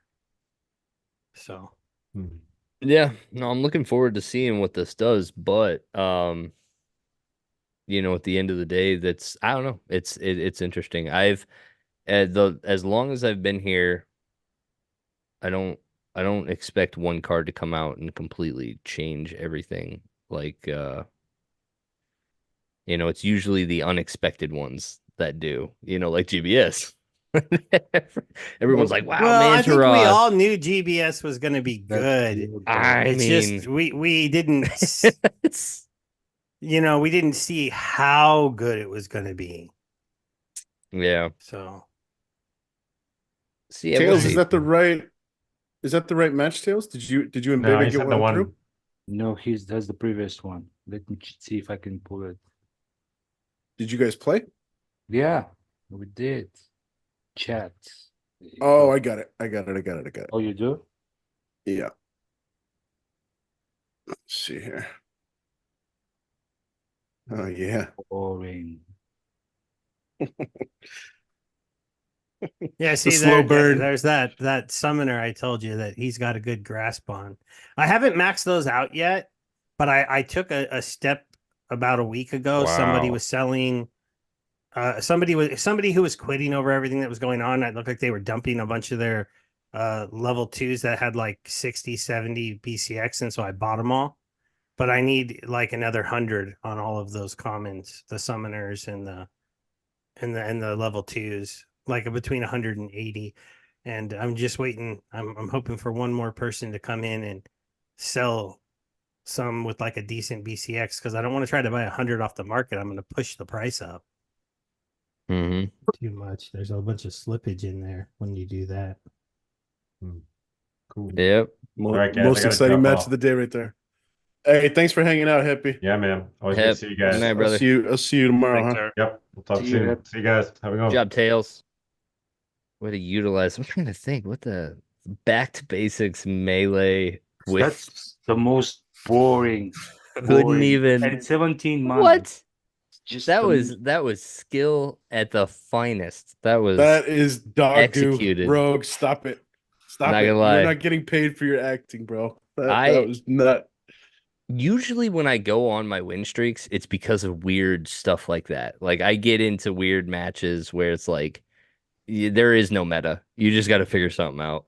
I've actually been using there's been a couple times, I don't have it in my win history anymore, but I used Fabino, the underboss, like 2 or 3 times effectively yesterday. Breaking like a real low mana Mantaroth mirror. Like you just knew it was going to be Mantaroth, and so I'm like, we played the underboss and just poisoned his Mantaroth because you get into a weird point where like once it's Mantaroth versus Mantaroth and you've depleted each other's shields, you actually don't go anywhere. You go to fatigue because the shield comes back and completely absorbs the first shield strike and the attack, then the repair, and then so you go nowhere. And so the underboss ended up breaking that mirror. And that was pretty fun. I had a obsidian match where I ran the Zebajin, that last stand dude, just a one of like Lamacron shenanigans. I was just like ran Obsidian and Zebian in some low mana junk match, and I was like, let's go. But those are always the ones that feel really good. Like when it just spits out the normal and you're like, all right, I gotta go play Lily or something. I'm Those are scrolling through your battle history, looking for that. It looks like Fabino wasn't today, huh? nope. Fabino was yesterday. Sadly, Oh, the here's one. Let's watch this one. Zebajin. Zebajaya. Yeah. Yeah. See this thing. This was a blast. Yeah, blast, no 12 mana, no melee. And honestly, when I saw his team, I was like, oh, that's some firepower. He brought some heat, but it wasn't enough. It was actually it worked out really well. Um, but yeah, I remember, and this was something I pulled out of my back pocket from like 3 weeks ago because this is one of those like somebody did that to me once, and I was just like, I forgot we have a random last stand monster, and he's not expensive. He's like a 7 cost. He's like real cheap. And you're like, occasionally you just got to drop one of those. and it has double strike, at least for some. What do you parts. guys think about the so GB, I'm gonna bring you back in the mix here with the kind of abilities applied to particular positions. Rogue, I'm Oh, gonna I credit you just for got done with thinking this that episode. so you got some fresh opinions. Yeah. I love the concept. What I think you think about the game a little bit differently than I do, so I'd love to hear you specifically. What's your take? So abilities locked to specific positions. Yeah, so it would be like a rule set that applies taunt to position 3, for example, or last stand to position 6 or whatever. That's Last so cool. stand position 5. That'd be fun. Yeah, honestly, it's all of that kind of stuff just really puts a level of quick thinking that I would love to see. There's absolutely nothing wrong with just going real outside the box with that kind of stuff. And then I like the concept that you guys were saying was like essentially do it enough to where like you're not in it for longer than 3 days or something like that. And then you're on to something new and your whole data set's kind of unrelated. Maybe circle back to it next year, or something along those lines. So yeah, I actually I like the concept. Coming back to something new every day. I don't know how well that would go over with the community though, because I mean, okay, so let me pose the question. How is it different from a Reach rule set? Or how is it different from, that's essentially the same thing, but this is proposing much bigger scale, right? Yeah, it's not different and it's cool. I mean, who would be against it? Like, what's the negative? Does it make it too complicated? I know That's the what I'm idea wondering. here is that the general idea is to make like so many different variations here that the bots can't keep up with it. Not only the bots, right? But the human It's also brain fun. can. It's not And only it the makes it bots. more fun. But I feel like our game already intimidates some people when they look at it and they look at getting into it at the higher levels. And so now when you make it even crazier, is that going to make it? Is there any chance it's just going to, like, it seems really easy for us because we're playing the game every day. Oh, what? I No would put big deal. I would put that onus on Nate and the creative team. But Like see, that's the responsibility of the new player experience onboarding, right? now we're seeing lineups like this all day long, and if there are these shifts of new rule sets, we won't be seeing them as much because there we go. Boom, right here. Yeah, I I predict can't do Sinister that wins. Sinister lineup because Because of barracks. I don't have barracks, and I won't still. So He's like the only one I don't have, and it's funny. I opened my last season chest, and I got 2 more gold legendaries. nice. Can anyone guess which one it was? The green. Ava the Green No, come on. Unwanted. This is me. Easier. Which Ava one the do I get? unwanted. easier. Izzyr. So now I think I'm up to like 9. What do I win? Did you not burn anything? No, I don't burn No. cards. I don't need, I burned a whole bunch. I burned 1 million worth. Yeah, I mean, so you can only burn them for glint, right? I haven't even looked at the glint store, so I don't know what I would necessarily try to get yet out of there. Yeah, I bought a title. Oh, the titles. I forgot there was going to be a race for those. Are There's they not all much of a sold out? race. But no, No? there's still Okay. There's still heaps. Yeah, you're. the timing on Sniper. that Sniper. flipping He's repair. got a res though. But at least Sniper. we burned the res. No, but there's I wasn't positive if with magic armor and the double repair, double heal, that you could get through my Grim as easy as you were thinking, but maybe I wasn't sure. You can. It's your Grim is sped up to be the same speed as the There we Garrix. go. And so it's So he's gonna absorbing its repair range first. shot every time. So it's actually and that's where it's like sometimes the timing of these matches, I don't know how you predict that. You know what I mean? That's a nuance that it's almost just more luck that each of your repairs is absorbing every one of the attacks, like a full attack. So your repair is I taking planned that, obviously. yeah, right. Your repair is taking rage and the Beatrix or the whatever his name Barracks. is. Yeah. So like how do you Yeah, time it, realistically, the reason why I went with the scattershot duo is because with magic armor in play, on a guy where you can't really rust the armor off as well, Mhm. and you can't really make it go away. I knew that you could turtle really, really hard with him here. Like theoretically, you could even have added one more healer, and there's no way that lineup would have ever got through him. Because there's another healer on that team. that's possible. Yeah, I was gonna run the exact same team that you did, Steve, except I would have put my Osher behind the Chaos Dragon. But the thing is I was hoping you would run Rage instead of Dark, obviously. But there you go. the points there wasn't enough mana to do it. But again, as Rogue said, you can either go for the counter or just the standard play. The standard play is water with the Affliction scatter shot with Chaos Dragon. And this is where I think the meta right now is really boring because everyone is going to play probably either the lineup that Steve played or the lineup that I played, or a very slight variation of it if they have the cards. And that's in Champion 3 and higher, everyone has the cards. Otherwise, they're not in Champion, at that level. I'd say in Diamond 1, they have them too, mostly. Mm-hmm. In Bronze. Maybe not the end of the season, They but got them in Bronze too.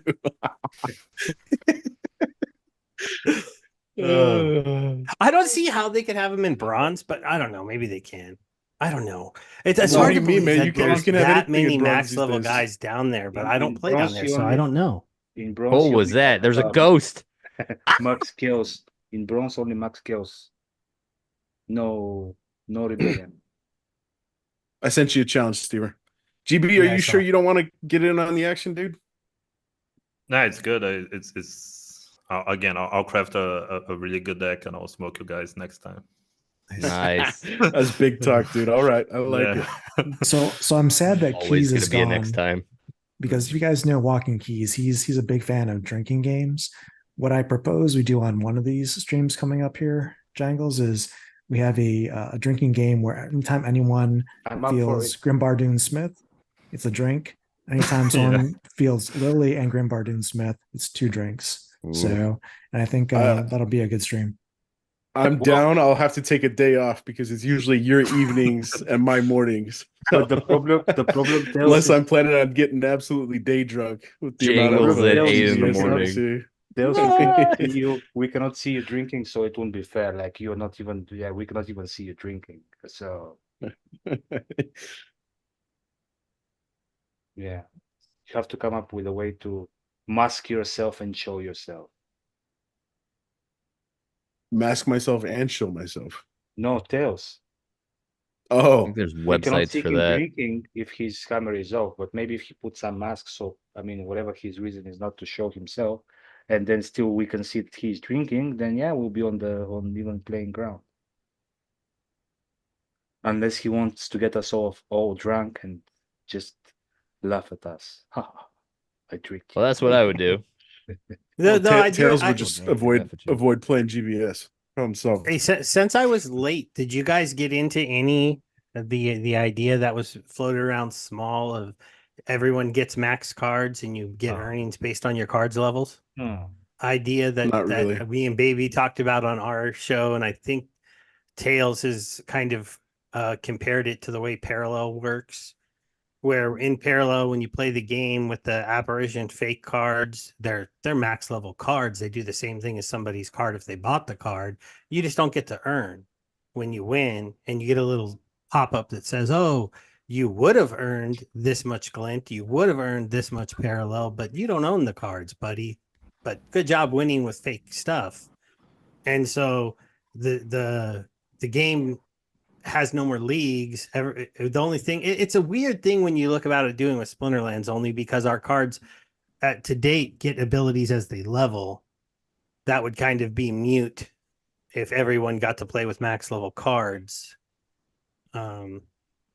You could maybe do a variation where you bring the leagues back. No matter where you play, you get max level cards for your leagues. You just don't let people stay in leagues. So you have to go to gold. But when you go to gold, you get max level gold cards. And then when you go to diamond, you get max level cards to play with. But your earnings would keep taking a big chunk. Like, you'd start to see, damn, I could have been earning a lot more if I had more staked SBS, if I had more ownership of cards. Yeah. And then I think that's it would the key. also, It's got to be exponentially discouraging I to don't play like it. free, right? Yeah, somebody puts thousands of dollars in the game, and then somebody comes with no cards and just beat the crap out of him due to RNG. I love it. I love it. You don't earn anything if you don't own the cards, right? Sure, but I mean, you beat me on RNG just because the game gave you those cards for free. So you're taking from my rewards without actually. But they're not taking from the rewards pool really. So they're taking from just your. Yeah, win but the taking next from the game. fun from the game.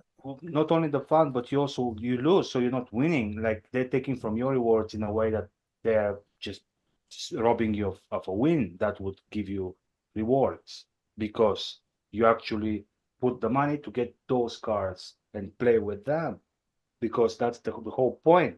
You're incentivizing people to own the cards so they be competitive. If everybody has the same cards, yeah, sure, I'll win a little bit less, but who cares? I mean, no, So here's the problem, baby. Is one, we have no match liquidity because we have very few players, and there's something to be said for games out there doing hybrid Web 2 and Web 3, bringing players in to play the game and slowly converting them over to players on the NFT Web 3 side.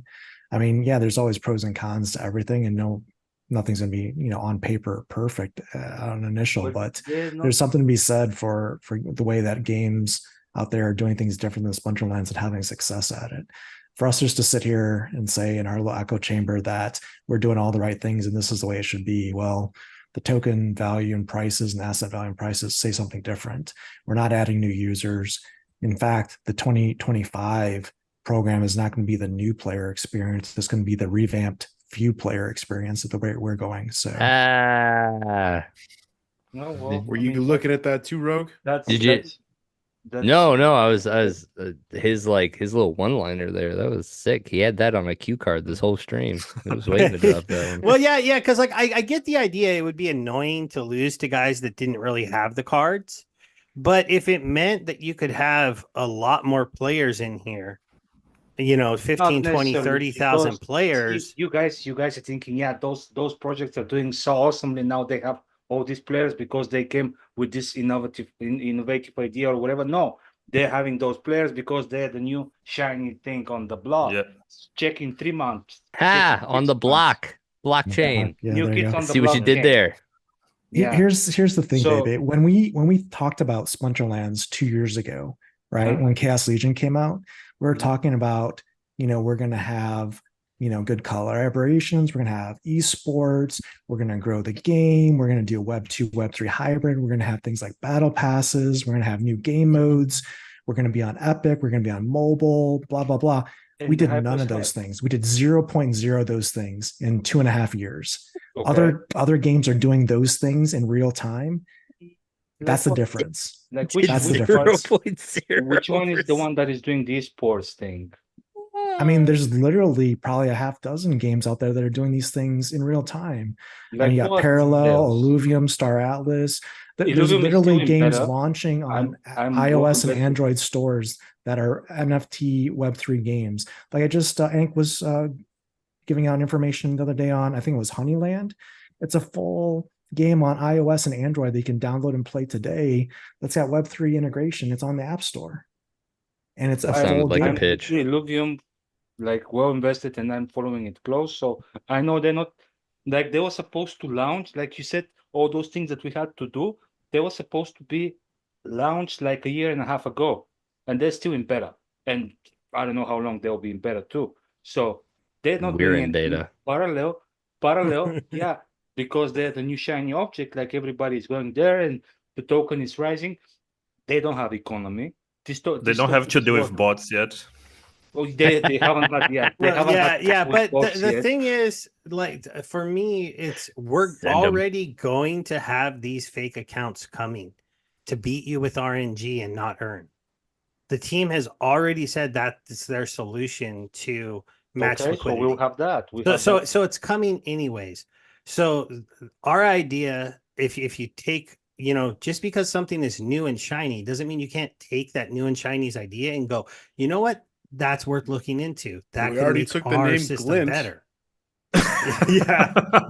Well, see, yeah. So just because it's doing well, because it's shiny and new, doesn't mean the idea is good, and doesn't mean I can understand if the team was doing nothing, so they just have all the free time in the world, just drop new ideas and go into implementing and see what happens. but they're following some plan. And now we're like, hey, guys, I know you had some plan, but hey, we found this cool new thing that everybody thinks is hype. So let's try to match that into our game as well, because I mean, if it's working for them, it should be working for us. Because what is happening to Parallel, the same thing was happening 1 year ago or 2 years ago to Gods Unchained. It was the same thing. Like the token was jumping in price and everything was so shiny, and everybody was so like, yeah, this is the next big thing or whatever. The thing, nowadays nobody talks about Gods Unchained anymore, and it's all the same. It's all People are those still big talking about games. Gods Unchained, baby. It's still doing just fine. Honestly, if you look Fine. at the I don't token know price, I how would much say is it's the doing token now, better because I than. remember buying it at $6. How much is the token now? I would imagine 30 that the cents. percent loss is less than 30 Splinterlands. cents. 30 cents. I was buying it at $6, and that was not the highest point neither. But regardless, it's just I'm Right. sure they have a fewer player base than us, and that they are mentioned way less, especially now with the parallel. So yeah, whenever something new comes, people are naturally taking this is a new big thing, because they will learn from all these projects and they will do it right. But guess what? I mean, they have to go through their hurdles to actually learn how to fix them. And I think in that regards, and in regards of actual economy, we are years ahead of every competitor at the moment. Hey, Stever, I'm glad you're healthy, What? brother. You're looking good. Oh, thanks. I gotta sign off. Both babies are awake. I gotta go help. Thanks for Heels Hey, Guild. thanks for hanging Love out, you bro. guys as Good to always. see you, GB, brother. I love you, pleasure man. to meet you. Peace, brother. Yeah, Tails. same here. As Take always, care. brother. As always. See Yeah, ya. That's it. Yeah. I talk too much. I mean, baby, I think, I think you're absolutely right with respect to the idea that everybody's attracted to the new and shiny. That there's no denying that, especially within crypto stuff. But I think there's a lot to be said for the fact that it's just new, but also it's innovative. And the innovative stuff is where I think we should be, tugging on those strings. And what's the problem with trying to A/B test? The proposal that we're talking about is the next 1,000 spell books, for example, get access to these free cards. If all of a sudden we see the conversion rate go from, I have no idea, I'm not even going to venture a guess what the conversion rate is now from, a player who comes in, screws around with the ecosystem.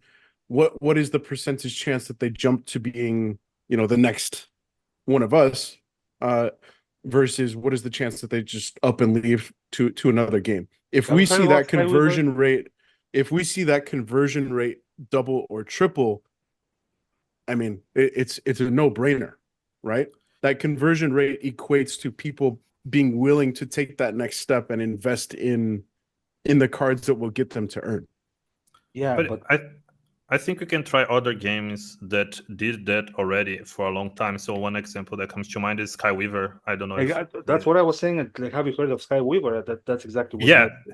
And to be honest, again, like this ghost cards, like this system has some merits, but it has like a bunch of downsides that I don't see many people talking. So for example, you have basically no sense of progression on the game, right? Like, okay, you might have like your progression in the earnings, but you don't have the good feeling of like improving your deck, like getting more and more cards, like improving your collection. You just have. But didn't my change of the idea that you re-put in the level caps of the cards, you'd still progress from being somebody playing in bronze to someone playing in silver to mastering the silver cards. Now when you get to gold, you get max level gold cards that are, they're ghost cards. So now you got to master those ones with the new abilities, learn how to play that meta. Then you get to diamond. You got to go fight your way through the diamond. But can't you do that like in a day? Like you just burst through bronze? Okay, well, yeah, I know how to play. Enough, okay, silver, gold, diamond, yeah. Well, not realistically, because there's an energy system, unless you're going to be buying energy. But then I like you as a player, right? If you're just going to sit and play all day and buy energy, you're helping our economy. I don't. So, you come in this game to prevent people who actually bought but if they have no stake, if they have absolutely no stake, if they just buy the spell book and just play the game, they earn nothing. They take nothing from the rewards pool. They might take something from your personal rewards pool when they beat you, Yeah. but they don't take it from the overall rewards pool. They would end up taking nothing. There's zero if they, extracting.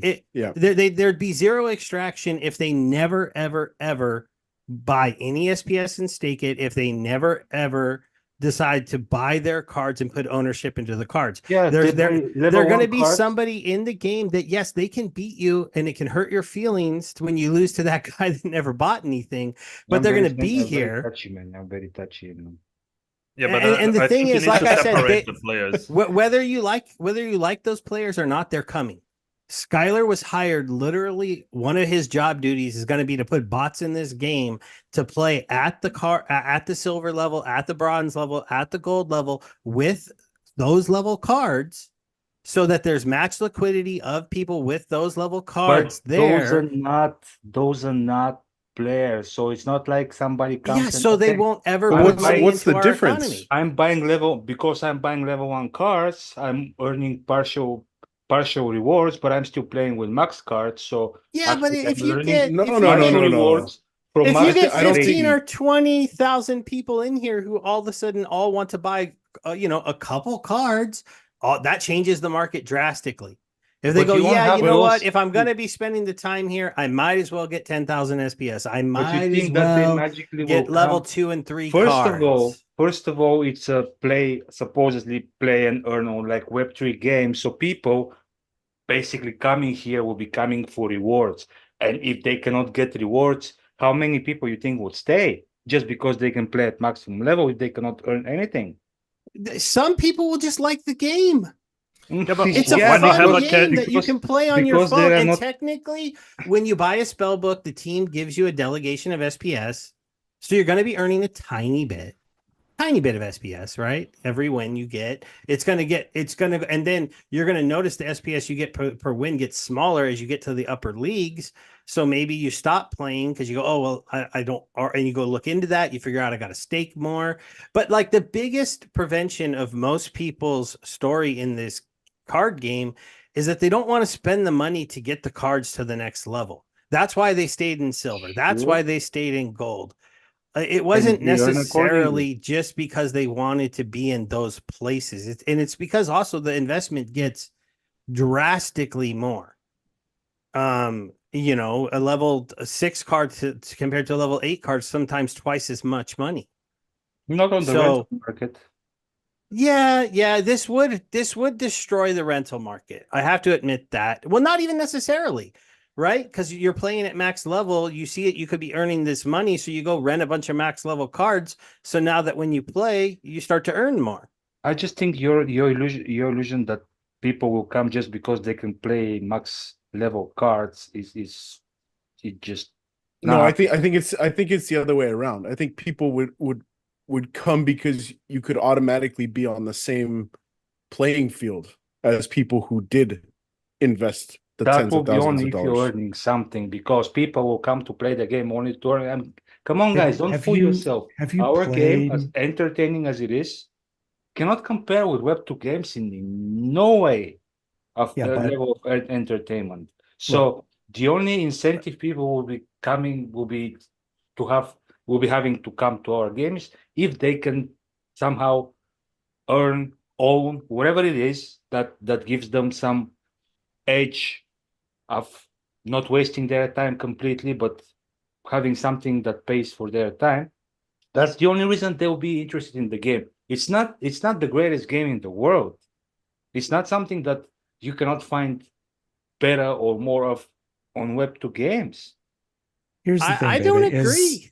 If you played bronze as a new player, like with starter cards, you came into the gameplay at bronze with no abilities and just basic cards, let's be honest, sucks. And if you haven't played it, go play it and see how it feels. When you play with max level cards with abilities and strategies and all that stuff, it's a totally different game. It plays totally different.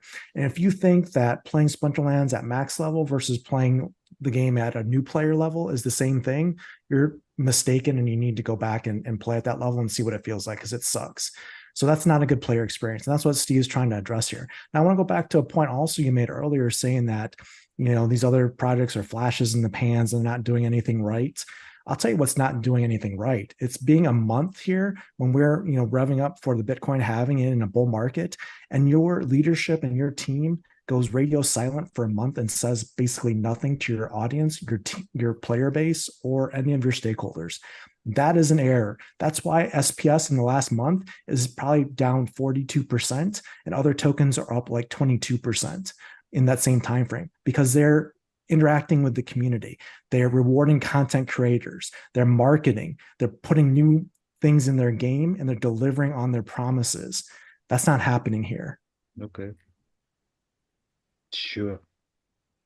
Yeah, it wasn't a good time to take as much time as they took off. We have lots of coins near all-time highs, people with extra money. And instead of, we're trying something new. People have been quitting. People have been getting driven away. I feel like those people are being a little short-sighted, and they're not giving the team time to adjust. But Matt has made it clear that they were reevaluating the ranked battle system and trying something new. And if this didn't work, now was the time to be throwing out new ideas. And I just look at it as a situation, instead of having 5,000 bot accounts playing the game with borrowed cards from Splinterlands to give us matched liquidity so that you're still fighting people and losing and not making earnings, you might be able to bring 3,000 or 4,000, 5,000 people into this ecosystem if they knew that they were just going to get to play the game at the highest level and earn some rewards. And then those players, if even a small percentage of them decide that they're going to buy some SPS and stake it so that their earnings go up, or buy some cards or rent cards so that their earnings go up. Especially because if this was really well done, you could play a match and they could go, you know what? In that match, you could have won 12 SPS. You could have won 700 glint, but instead you won like 0.2 SPS because you don't own the cards, but it would only cost you like 38 cents to rent those cards for a day that you just used. Click here, boom. Those cards are now in the account. You play again, and now when you use that same lineup, you earned a bunch of money because your cards are all leveled up. And maybe we'd have to have some kind of SPS delegation that comes along. There could be some special things you could do. And the idea that we're just going to sit here during this time and not at least like talk about stuff like this is just, I don't know. I don't like it. I mean, I feel like I agree with the sentiment that it was the wrong time to go MIA.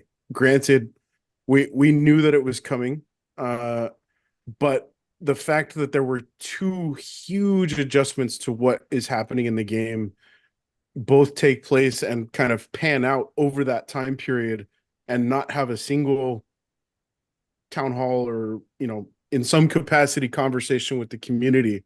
I think, Matt is brilliant. Matt, I don't think there's anybody here that's going to question Matt's, technical prowess and his ability to think through game design. But I will say, and he'll probably be the first person to agree, his bedside manner sucks. He does not understand the consumer psychology side of the equation, which, I think he recognizes that. He said for, well before the time he ever took the CEO position, he said he didn't want to be in that role. But, the reality is he is in that role. And I think there should be people who are telling him, we've got to engage with the community. We've got to communicate with the community. And I think, to Steve's point, we should be running user groups. We should be talking to, like, having weekly, bi-weekly, monthly, something in some capacity. We should be having conversations with, guys like us, guys like Mondroid, the top players in the game, and soliciting feedback and pulling in, not every idea is going to be a stroke of brilliance, but you're going to pull together innovative, creative ideas from guys who love games and they love this game. So we should 100% be leveraging now as the time to kind of fine tune and tweak. And to the team's credit, they've said time and time again, this isn't the end all be all. We are going to see different iterations of ranked, but all things considered, there's been a very negative sentiment floating around how all of this stuff has panned out. I've felt it firsthand as a silver player trying to escape bronze. And I've pretty much just given up at this point because there's 5 days left. There's no way I'm going to make it to silver one. I'm going to get kicked right back to bronze and do it again, all over again next season, which I'm at this point, I'm just going to leave it botting in wild. So, the whole picture, and I agree with you also, baby, in that, we shouldn't be pulling these ideas as silver bullets. But I disagree with the idea that, we should not pull these ideas because they're not silver bullets, but assume that we're going to pull together fragments of the silver bullet, and together with all of these ideas, plus, Matt's kind of core vision, plus, some of the stuff that the community has come up with to kind of counter the salts and counter the negative experience that we've had in reaction to this stuff. All of that in culmination will move us to a better place. And it just feels like it was a very poor choice, in my opinion, to not engage the community at the heaviest degree that they've ever done over the course of the last 4 to 6 weeks. No, I think it was because of one of the days that was supposed to be town hall. They were available, and that automatically wrote it into a month, because now that we're having town hall every 2 weeks, when one of the days that we're having town hall is not available, it rolls over to next 2 weeks, which is already a month. Like 4 weeks is like a month. Yeah, but that's a but really it easy shows, that's a really easy solve, right? Yeah, Like, let's because move town hall to a Monday. There's like 4 guys sitting right here that would host a town hall for them with a couple of members of the team and let the team talk and then answer and drive and answer questions. They don't lean on their community to just go silent because Matt can't be there. That didn't make any sense to me. There's other members of that team that should be able to run a call. If not, they have a community. There were like 30 of us who used to work for them on Splinterlands TV that they could have reached out to and been like, "Hey guys, we're going to be out of town, but I know a lot's going on. How about you guys just have like a feedback show during this time when obviously we're looking to get a lot of feedback on this new system." I mean, I did not know that I'd be stuck in Champion 3 from now on, because that seems to be what it's done to me. I don't just because that's where I hit my 50%, roughly, where I start to win, lose, and I can't climb anymore. Having a town hall is the only way to get feedback from the community. Sorry, but but it's something, and there was nothing else. Well, there were some announcements every now and then. It's not like they didn't make any announcements. It's not like they went totally MIA. Just like there was no town hall. Like there were announcements, and obviously, I mean, it was 2 announcements in like 6 weeks, right? They're considering players' feedback, and that's why they'll be changing and adjusting things. So it's not like they haven't been. Like they've been somewhere on Hawaii, like us at the moment, drinking their. I would say it's not a best practice or whatever to roll out major changes in a game on a peak D article and call it a day. I would say being present in your community and your Discord, you mean having changes a community manager, having presence on Twitter/X. There's a lot that we learned by other projects that are doing a lot of communication. We're not talking about necessarily conversations or town halls, but just communication, right? The team has rolled out significant changes within the ecosystem, and they haven't changes they've been it. talking about for months now. Yeah, and guess what? It's been flawed and it's not been smooth. Look at this community sentiment. Sure. And what was today's announcement about? That they're seeing that something is not working as intended. They're doing an emergency fix on it. It's not like they're like, yeah, let it fly. We'll tend to it someday. Yeah, and that's a good thing that they found the problem before it became a bigger issue, and we don't let it sit the there only for way months that at you a can time. find the problem is to actually go live and find the problem, because there are certain things that you cannot sandbox. You have to play it live to look. find Baby, I don't think anybody's disagreeing that these changes should have come into play. I think where I am pushing back specifically is the follow-up. Like they diagnosed the issue, they prescribed a potential solution, but they're not gathering real player feedback in the way that obviously I think they are, because he said previous announcement that based on the feedback, they will be looking into changing the amount of glint that we earn and or potentially the price of the chances in the shop. So it's not like they are not gathering any feedback just because there is no town hall. The MAF chat never stops rolling, and usually there are people from the team watching over every now and then, and like, and there are people that are having direct conversation with the team as well. So it's not just because we don't see it. I mean, I don't care. I'm not part of the team, so you're not really, when you talk against the team, you're not really bashing me.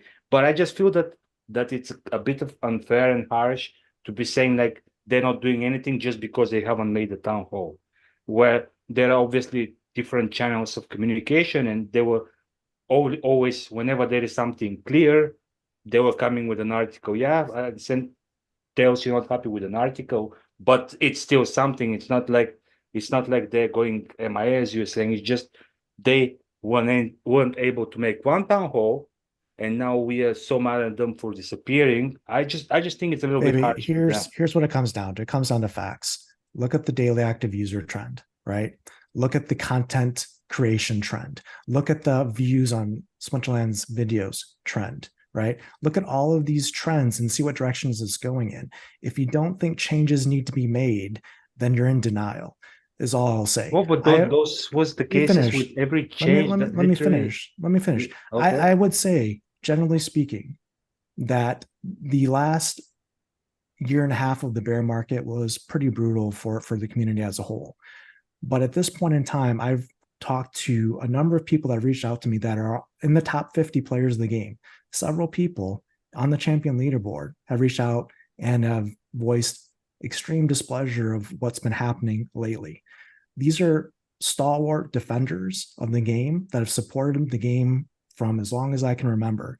Now coming at this point and saying something's wrong and having a significant change in sentiment. That is the canary in the coal mine, is all I'm saying.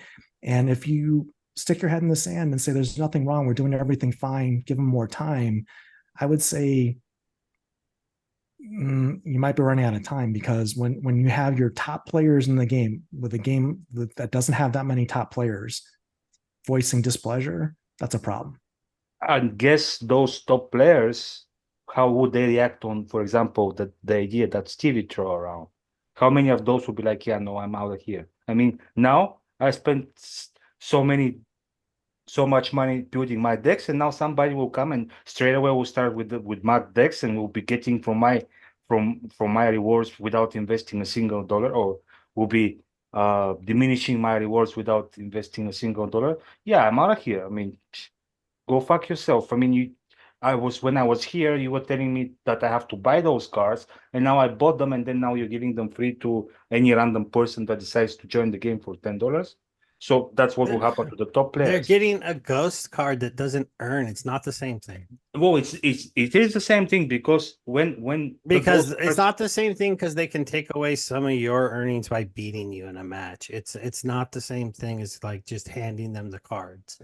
I mean, if we lose, we don't earn anyways. Yeah, right? if I lose against somebody that was not supposed to be having those cards in the first place, you'll be like, wait, I spent all those money to get my deck, and now you're just giving it to somebody. Yeah, but see, this is where you're worried about, like, maybe you losing, theoretically. I'm not even actually worried about about exactly those players in the top places that spend thousands, and because I haven't. I don't know. I'm a bad example because I'm way in the green because I got here early. So, but the point I would have, though, is the game is the new ELO system, the way that it's made, and we don't see it necessarily changing dramatically, is that you're going to have a point where you always get to a point where you're going to be pretty much at about a 50-50 win-loss. You're going to climb to a certain place, and then you're going to get stuck. And then you're going to be doing win-loss anyways. That's not going to change because we add 5,000 new players that also can be now up there battling with you. In fact, since they're newer and still learning the meta, and maybe people who are more, will spend a little bit more time just kind of being creative and silly because they haven't made that big investment. They don't really care about winning every match. they might play some silly teams, and you actually might see yourself start to get a little higher. The point is, though, that you would just have hopefully more people checking out the game, more match liquidity throughout of actual people, and we don't need that. And higher conversion. And higher yeah, and conversion. higher conversion into people continuing to play. You could and then the thing is, instead of having those 5,000 or 6,000 bots that they might add into the game to give us match liquidity, we get 5,000 or 6,000 new players. And if each one of them only, decides to put maybe $1,000 into the game, that's a pretty big influx. And maybe that's on average, because some of them aren't going to put anything, but a few of them are going to like the game and they're going to want to actually earn in it. I don't think Splinterlands is a terrible game. It's a auto battler. It's not meant to compete with Web 2 real video games. It's meant to be something you play while I'm in a Zoom meeting, while I'm working, while I'm on a walk on my phone.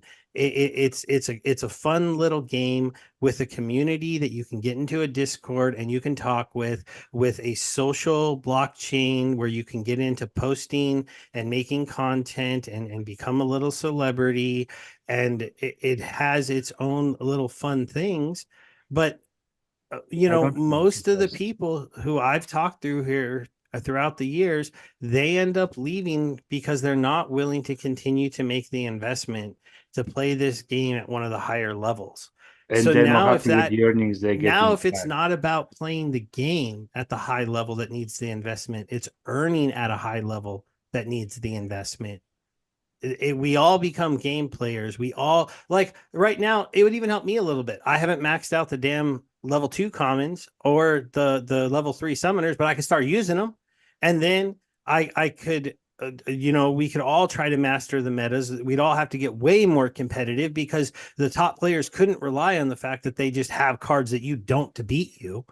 Everything would become very, people who could figure out some kind of weird counter to those teams that would normally beat you would all of a sudden have a leg up until that got out there, and then it would change more often.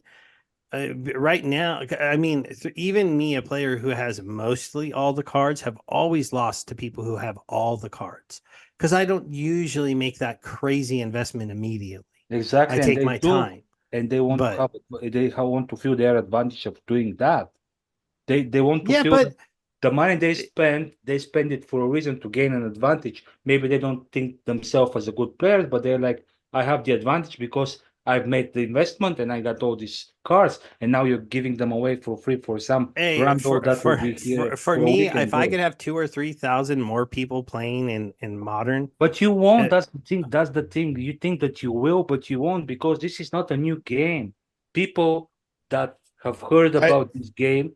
Dude, the pitch would be so different. Come play Splinterlands. You're going to use max level cards no matter what league you're in. Just come play the game. See if you like it. Then invest. Play and then invest. That's basically the idea of the parallel system. Come play the game. Get hooked on these heroes. Get hooked on these cards. Dig into our and see the earnings that you're missing out on. And see the earnings you're missing out on. And then invest. Parallel, what they see the token skyrocketing. But I'm talking about the idea of their game. I don't care what parallel is going to be in 3 or 4 weeks. Okay, baby. But what triggered Prime to go up? Oh, because it's new. Because it's new. Because it's something that there are not many people, so it get easily affected by any movement, and when random coins are skyrocketing because of the Bitcoin went like 10% or whatever, and people are seeing those movements, they're like, oh, parallel, what? I have never heard. Oh, I've never heard of that. Let me try it. Or opposed to, they'll be like, oh, Splinter. Oh no, I heard about Splinterlands. Yeah, I know what is Splinterlands. Like, nah, I know. I mean, it's going up a little bit, but I know it will go down because I've heard like Splinterlands was here forever, and parallel, that's something new I've never heard of. So yeah, sure, I'll give it a try. I mean, if their token is skyrocketing, them probably making plenty of money. I lost my chance getting early on Splinterlands, but now I can get early on parallel, the next big thing, so I can become millionaire in 1 week. So that's the driver there. Maybe we're not just talking about Parallel. We're talking about Web3 games out there in the ecosystem. By the way, Parallel's been on the market as a token for over a year. So it's not like it just appeared yesterday. As a token, yeah, but as a game, it was until recently into closed beta. You had to have a code to actually even start playing the game. So that comparison is like, doesn't matter how long the token has been out. It's when actually the game starts playing. So people obviously that playing the game, they go and make videos, and then people checking the market and they see the token rising because obviously there's something new, there is a demand there. And that's the driver there. We won't have that. Even if you put it the same way Parallel did with giving maximum cards, which I don't think it's a good idea because it won't be perceived well from the whales, even if it's wrong. Like what you're saying, you see it's wrong the way they would think. But if they think that, they can just take their money and leave. But it's not even that. I don't think there will be people that will be giving another chance of Splinterlands to play at higher level if they cannot earn anything. I think the comparison is not just because it works for people play Parallel every day earning nothing. Every day because they think it's fun. I play Parallel a whole bunch. And I earn nothing when I win because I've invested nothing. I'll just play it because sometimes I feel like it. People were playing Skyweaver because they thought it's fun, and some of you probably haven't even heard of it. But wasn't Skyweaver on Wax? No, and Wax kind Skyweaver doesn't even have a token. Okay, just use USDC. Yeah, I mean, look, Splinterlands can fill a niche for people that like auto battlers that are strategy, that are quick, that they can play on their phone because you can play it on a mobile browser.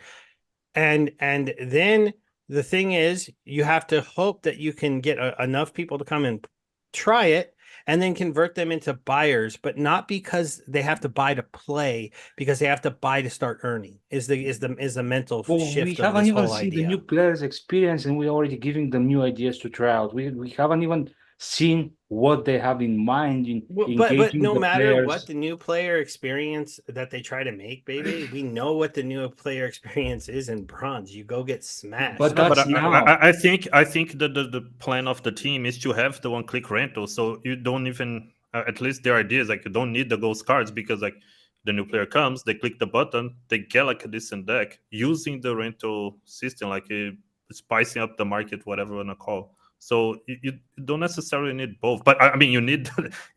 They still didn't deliver the rental system, and as Tails said, like the ghost cards that we have, it's like level 1 garbage. So, but like you need to have either the ghost cards, like improve the ghost cards, or you have the rental. We cannot just stay in this state right now where we have neither. Then it's really bad. But at least the teams say that they're gonna do with the market one. And also another point is like I don't see being good new player experience players coming and being faced with 120 cards with 30 different abilities, which one from each other more and more complicated, and that can push away people away to like the. Well, no, I've already told you I've adjusted my thinking here is that you'd only get the max level silver while you're in silver, max level bronze while you're in bronze. It could also be, GB, you pointed out you lose the sense of progression, but if you earned or unlocked the ability to play these ghost cards through that new player onboarding of, today we're going to be focusing on the life element at the end of this challenge and this, like series of lore or whatever that looks like, you have the life cards unlocked to play with. Sort of thing. Yeah, but so it could be both league specific and then further compartmentalized by splitting. Okay, better that there's just one click rent whatever you need for that league instead of being given a ghost card. So you're helping the rental market, and at the same time you're getting that sense of progression because you're seeing at that level those cards do this and then help me earn this. So you're like, okay, next level, one click rental. You you don't I'm saying those cards. Tweak that idea. Okay, you've been playing with the max bronze cards and you've been winning. If you'd like to rent these cards so you can earn the max amount, click here and we'll give you for this amount. You'll rent all the cards, and now you're going to earn too. And then now you're into silver. Okay, now you're silver. Now your card's bumped up to silver level. Now try the silver meta for a little while. You're earning at about half capacity because you rented those other cards. If you want to get new ones, you're going to have to rent higher level cards. And if you don't want to rent anymore, you have to buy now. And then there should also be, and I know this is hard for them to offer, and I don't know if they would need a third party system to do this. Peak Monsters does the SPS renting system, but there'd have to be some kind of way to get them SPS too. And one of the problems is I don't think Splinterlands within the game can sell SPS due to just the way regulations work. It would open them up to but I because think they it don't could do be that part today, of the right? You rental can't. system. Like you click the button with the deck and you get the appropriated SPS. I don't see why they wouldn't do something like that. Well, because then you're asking me to do something different as a new player. You're asking me to come in and spend $10 to buy a spell book. You're then asking me to go through some kind of new player experience, and now you're asking me to rent cards to start. But I think you earning. get like No, $3. because you have The money. $10, you the $10 get to get $3 $3. in Man, with credits. $10, for real, like if you know how to play the game, you can rent a deck for like but 400 they don't. DC and make like 2,000. So like you But immediately start they cycling. don't know the game, right? They're brand new. Yeah, so they're That's why gonna they burn have for the the experience. $3, right? They're gonna be able to rent for like a week, and they're gonna get like a good idea, and then they can start renting out of pocket again. If they're losing money, is because they're not I good don't at the know. game, and they need to get better. While our token is this low and earnings are so low, forcing people to come in that way and rent the cards, and then if they're trying to be economical and only rent a couple teams, they're going to have to understand that, and then they're going to be playing and they're going to be losing a lot, and they're going to be losing to cards they don't have. You're giving them the money to rent those cards. You're not forcing them to put more money in. Eventually you are. It's only $3. That'll rent them what, 2-3 seasons if they're really economical. Wait, isn't that maybe enough maybe to longer get a feeling today, for the game? But you don't want them. But you want. For me, I want everyone to just come in and play the game, fall in love with the game, and then invest into the game. Is the idea that I'm pitching, as opposed to you want them to come and have to pay to rent, to try, and hopefully you hook them and they stay. Active participants in the ecosystem. Yeah, those kind of players we need. Not players who can come and see how much they can extract with as little investment as possible. Like, what is the moment that they have, like, what is the amount that they have to invest so that they can extract a little bit more? And then you see 100,000 people. Yeah, but if our system is built right, you have to stake SPS to earn. You have to own the cards to earn the glint. You have to make investments into this game in order to start earning. Sure, there's no way. Like, it's very, very hard to extract at scale, and this is why we don't have scale. Some people, like, they put $10 into the spell book, they make $12 out. They wait 1 month for their SPS. That they made $2. For some people, that's big, and that's not exactly the type of players you want in the game. No, but we've already got that group of players. What you want is the guys that come in and they play it and they get competitive, and then they get up to champion, they realize they like this, and they go, you know what, I've got 5 or 6 Ethereum, I'll just drop $10,000 what if they're really competitive and really good and they want to invest, but they're like, I want to put money, but I don't have money. So yeah, okay, I like the game, but well then the way our system would work is you put in as much as you can. Well, you go out there and you start to learn about making content. You start learning about doing the weekly challenge post. You start learning about all of that stuff. That's the way I've always told the people to come in if they have no money. But that's what it is now. Anyways, you earn as much, you build as much as you can, and you can use your. But the problem is those players don't like. The problem is those players, the low players, where $1 or $2 or $3 is a lot of money to them, they're never going to be a real boon for our ecosystem, because even if they start doing those social challenges, they start earning $4 or $5 on those posts, and they go, you know what, I'm just going to take those dollars out too. Yeah, but it's the same thing whether they have max ghost cards or not. It's just the same thing. They won't be here to grow. They'll be here to find a little niche where like little exploit, like whatever they can get a little leverage that they can extract more than they put, and then they will be rinsing and repeating it because for some people $2 a day are a lot of money. I think the idea of the ghost cards is really to cast as wide a net as possible, because there's no way we can attract just the ideal player without attracting the extractor. I understand, right? but see, also it's also can be pushing people away because of its complexity. Because if now, if you're capped at silver level abilities, then it's a non-issue, right? That's the standard. That's the standard experience. But what it used to be. But that can be done through, as I said, the way GP said, through the rental system, like with set rentals. And another thing that Ghost cards has a cap. Like another big problem that we didn't talk about. Like it's so exploitable, especially if you're having like people with ghost cards playing against people with real cards. Because, for example, then you're gonna have people fighting against themselves, right? Like, let's say I have 2 accounts. One is my real one, and then one is the. Then if you want to use the ghost cards, modern. Yeah, but I use the fake cards to lose on purpose and then win with my real one. If you've got a lot of players playing the game, it's going to be very hard to match up against yourself. It's not, because you can a billion accounts. Like because we have a no bot rule in modern. You're not supposed to do people it. Are not gonna respect. Those people would be called. It's just in the terms of server. Like you're gonna have people botting. Like again, I don't know Parallel. I don't know if they're facing bot problems, but like every game is gonna have to eventually face the bot problems, the multi-account, the cheaters, the hackers, you name it. If your system is based that if no one cheats, it works. I'm tired of this. People always falling back on this. No, you can't do a cool idea because bots are going to ruin it. That's just silly. But it's that's exactly how it works in Web3. No, you don't not do it because bots are going to ruin it. You do the cool ideas and then you do your best to mitigate the bots. Is what we do here. You do that in Web2. It's not hard to catch somebody who's doing it at large scale. It's harder to catch people who are doing it on a smaller scale. But they have now their guru that they hired to try to start enforcing the no bots in modern.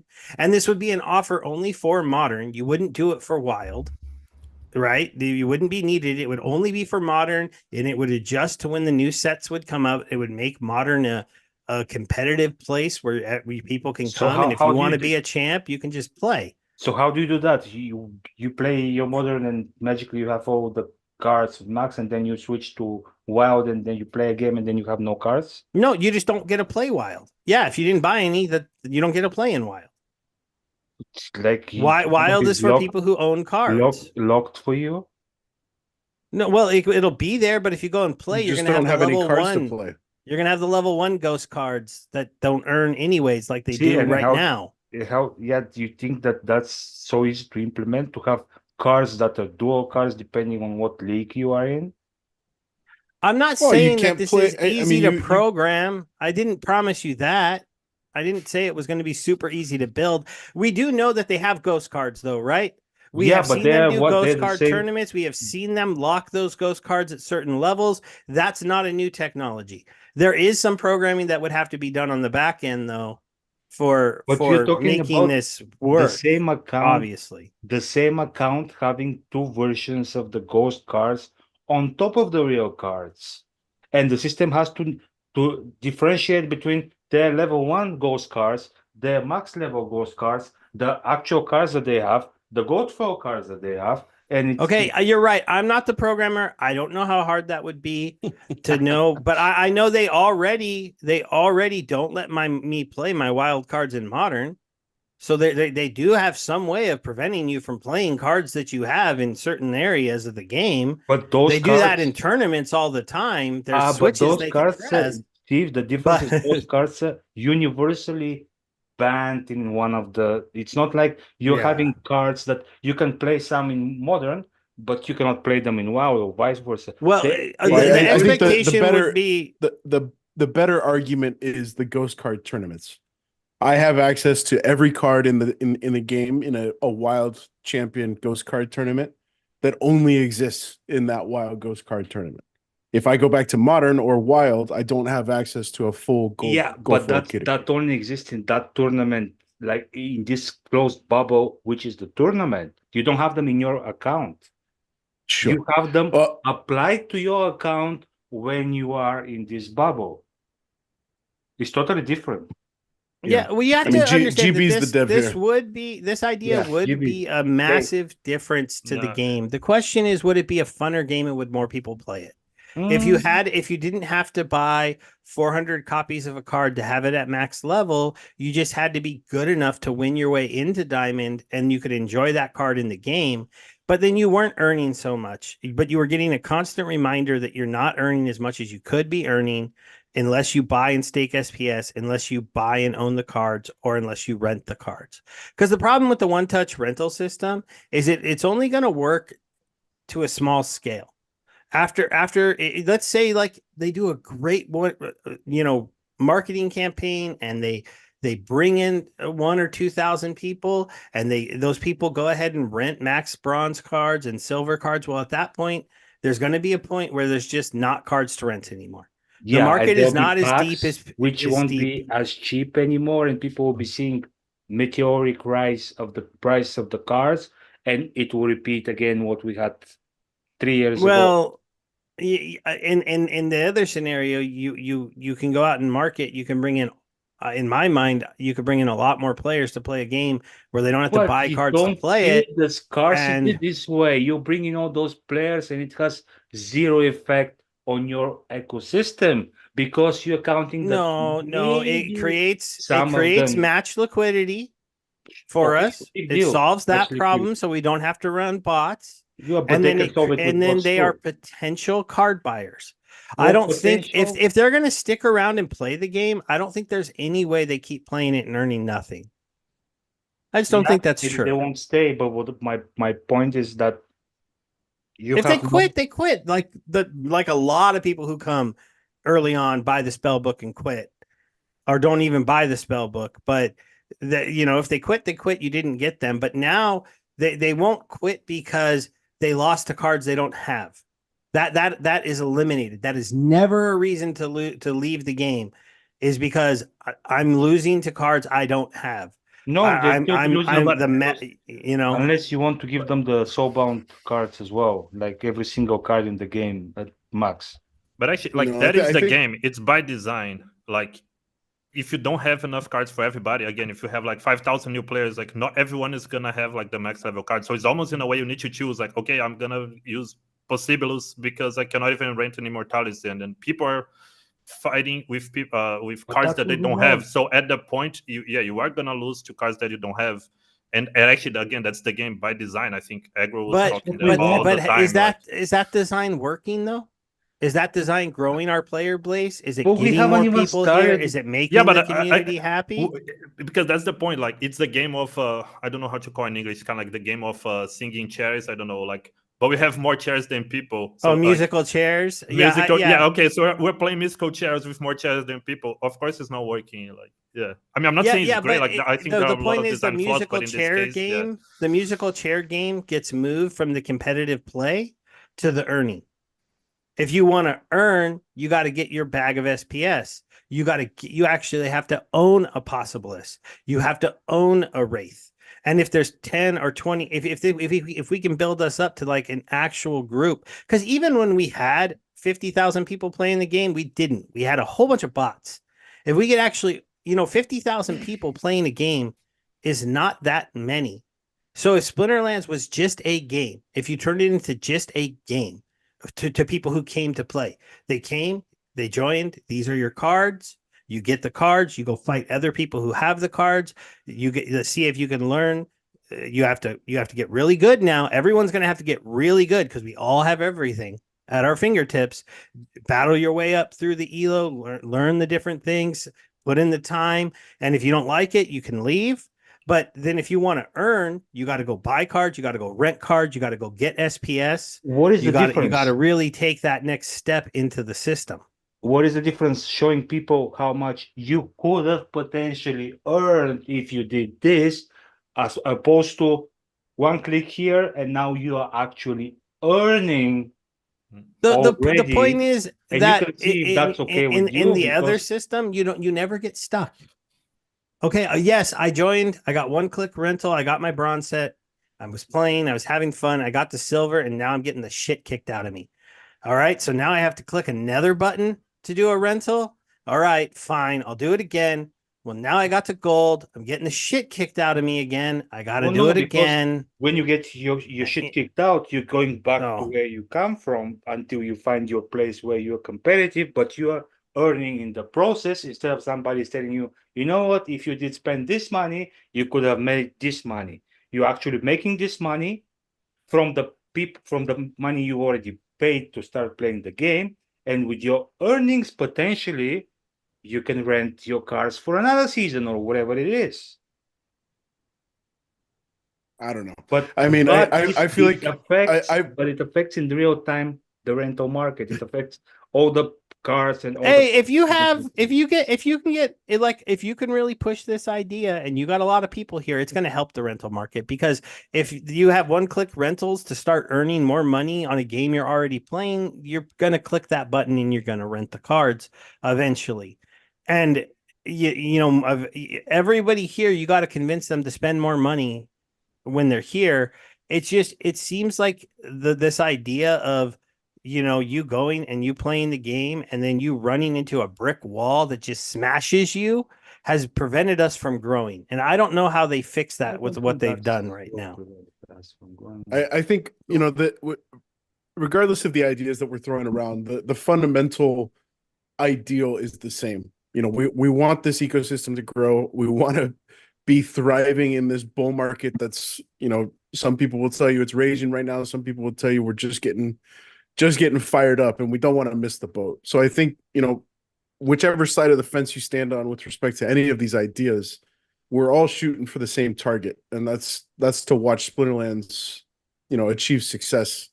We can continue going round and round on this ghost card thing. I just saw Mondroid pop in the chat. Yeah, Mondroid likes the Well, idea, and he's a top Mondroid player in the game. idea. Well, but he was liking it in the first place anyway. Yeah, it's tongue in cheek. That's where you get the baby. idea from. So It's it doesn't really count. it's tongue in cheek. I know. We're not gonna go back. I around know. that circle. I'm just messing with you guys, but it just feels I like know it's his idea. we shouldn't be afraid to try something big. And Splinterlands, to me, when you said it's not a fun game, then I don't know why you're here. I think it's a fun game. I have a blast normally when I get to come and play with these guys. I have fun when I run into anybody who I know on the screen. If I beat a Clove, if I beat a Mondroid, I feel good. If the player base just got bigger, so there were more people to play with, it would make this elo system work better, because if there were more people here, you could get further before you hit your group of people that you are about 50-50 with. If people didn't have to invest so much money to have the cards at the right level, they wouldn't care that there isn't a silver leaderboard or a bronze leaderboard so much anymore, because the champ board wouldn't be out of the place of anyone with skill. If you're good enough, you could get there, right? And no more crying about you needing you could get onto that leaderboard no matter what. Yeah, why would somebody would be getting to this leaderboard with spending zero money? First of all, if they could do that, that would be impressive, because I would be okay with that, to tell you the truth. Yeah, I would be too, because there's only 50 spots. You're saying that now. I don't care if they can be that good. All right, the guys who are at the top of that board are ridiculous. But they're also okay. So imagine the world 3 out of 4 games. Imagine the world where a ghost card, entirely ghost card player takes first place on the leaderboard. That $200 that they're winning in DEC, what would they do with that? Cash it out and buy 10. Well, if they're that good of a player at the game, hopefully they take that and they finally put some money into their deck. If they just cash it out, they know, it doesn't hurt us any. If they made or they take that $200 earnings and stupid to put money. If they can do it with zero investment, who would think about? Because that means they're playing the game every single day. Why wouldn't they want to be earning every day as opposed to one time at the end of the season? And then we could chalk up that for free. Hold on. Time out. They could turn around and use that DEC earnings as marketing material for us. chalk it up as yeah, that's the more point. chalk it up as marketing budget. They would say, "Hey, I put in nothing. I earned. $200 is really a drop in the bucket. If it brings in a whole bunch of new players and we see a 10 to 15 to 20% conversion into the players that Steve is talking about, where they're going to be willing to buy the SPS, to stake the SPS, to buy the cards, to earn Just the don't realize. SPS." You don't realize that we're lucky to have some of the whales that we do have, and you won't realize until we lose them. I'm telling you. I don't know. I'm telling you that I much. need the bigger whales to come out and say they don't like the idea, because the big whales I know are telling me they like the idea. Okay. So then I it's need all these good. big I mean, whales what that do I hate know? it I'm just to sharing my tell me. opinion. I know, but you can't be quoting big whales when you have Mondroid, one of the biggest whales, who likes it. Me, I'm a pretty big whale. I like it. Yeah, Mondroid's a shark. Bojangles has Mondroid's got a a shark. pretty big account. Steve, you're And I'm not just talking about the guys. I'm not talking about the guys with big SBS bags only. I'm talking about the guys with big collections, because those are the guys who bought the cards, and they're the ones who you're saying are going to be so much more upset. Obviously, the guys with the huge SPS, the only way this would happen is if they do like it. Well, Because it would obviously have to be a I want vote. to see what Mondroid will be thinking when 49 more players with zero investment get all the leaderboards prizes that he's fighting for usually, and he gets none. If he still be liking the idea that somebody comes with zero investment and just knocks him out of the league with. Well, the leaderboard I feel like is the because cherry on top, man. The SPS rewards should be the ultimate prize, anyways. The SPS that if I'm winning 15 to 20 matches a day, earning 30 to 40 SPS, that trumps over the course of a 14, 15, 16-day season. I'm earning way more. How much investment you have to put to be earning that, though? Well, I mean, you look at the investment that any of us on the call have. Okay, that's what I'm you're earning. Talking about ghost players cards that are supposed to be incentivized by the SPS earnings, so they actually invest in the cards when they can get every season $200 for free. Okay, well, I mean, they have to put in the person. One person can get $200, baby. Uno, okay. And if one person can get it for free, you don't think that once he tells his friends, 5 more of them are going to come try to get it, and 8, sure, and then that's going to grow and grow and grow and grow. You end up with the whole leaderboard being if I can get 20,000 or 40,000 people playing the game, I don't care that one of them gets $200 with no but investment. It's not about caring about that. It's about they see this price at the end of the tunnel, so everybody is reaching for that price with zero investment. All those 40,000 people. It's not zero. They have to buy a spell book. Let me try to explain. Like, I think what they're trying to say is that it wouldn't be like zero investment, because like if you're the best player in the world, right? Like if you are reaching like top 1, why would you not invest, or at least rent? Like, let's say you make like $20 per day playing, and the renting costs $10. Just you get like 10 extra bucks. You're so you're acting gonna be like it's that easy to be number 1. Like someone could just come here and because they can play that I'm going to be number 1 now. Well, no, but when there are 40,000 people that are coming with zero investment and they're competing, obviously, people like Mondroid, they might start. None of them are going to be zero, though. They're all going to buy a spell book. That's $400,000 for the team. Yay! And then there's no way none of them are going to invest into the cards. You can get spell books on the third-party market for $2, for $1. Oh, most people don't know how to do that, and then they don't get the $3 credit. So now your your rentals don't work anymore, because if they're buying a used book. The first 5 might not know, but we're gonna have to continue this duel in another episode. We can continue Thursday. We can continue. Yeah, baby and I will. We might have a town hall to talk about. So it's okay. We definitely should have a town hall to talk about it. Let's finish on a high note, gentlemen. Are we getting the first legendary summoner stats on Thursday? We should, right? Wait. How long is left in the conflict? Less than 2 weeks. Yeah, we should. Awesome. Yeah. Yeah, Cool. and as a carve Something out, that we can agree upon. a carve out in the ironing out of all the details, there was some talk of not giving them every card, maybe holding back a couple. You know, like you don't mixing get the promos, legendary mixing reward summoners, cards. so you have to go Yeah. buy them or rent Then them, who or they're just going to decides- be who decides smashing you. which cards. What? Never mind. Hey, Yeah. hey, the fun Enough thing is with though, that. if To you be don't give them continued. all the cards, you could have like a card of the month. Shut This up, month shut up. you do get the water legendary summoner. let's This make- month you let's- do get the fire one. Let's You make know? a plug. Let's make a plug for Thursday, guys. Yeah, this conversation maybe continue this Thursday To be on continued. Steve's channel. Summon no on our- legendaries. Summon no legendaries. on our Into the Yes. Splinterverse.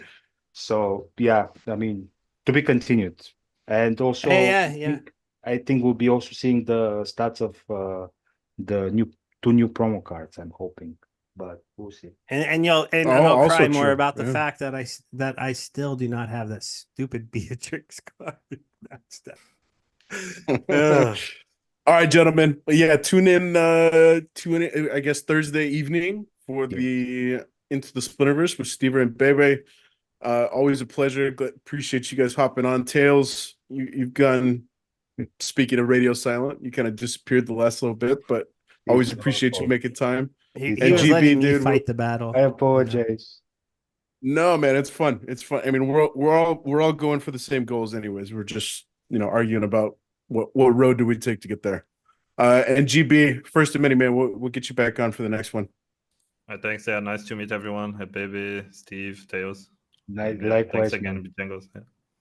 All right, everybody. Love you guys. Appreciate everybody. We will catch you guys sometime down the track. Appreciate you guys.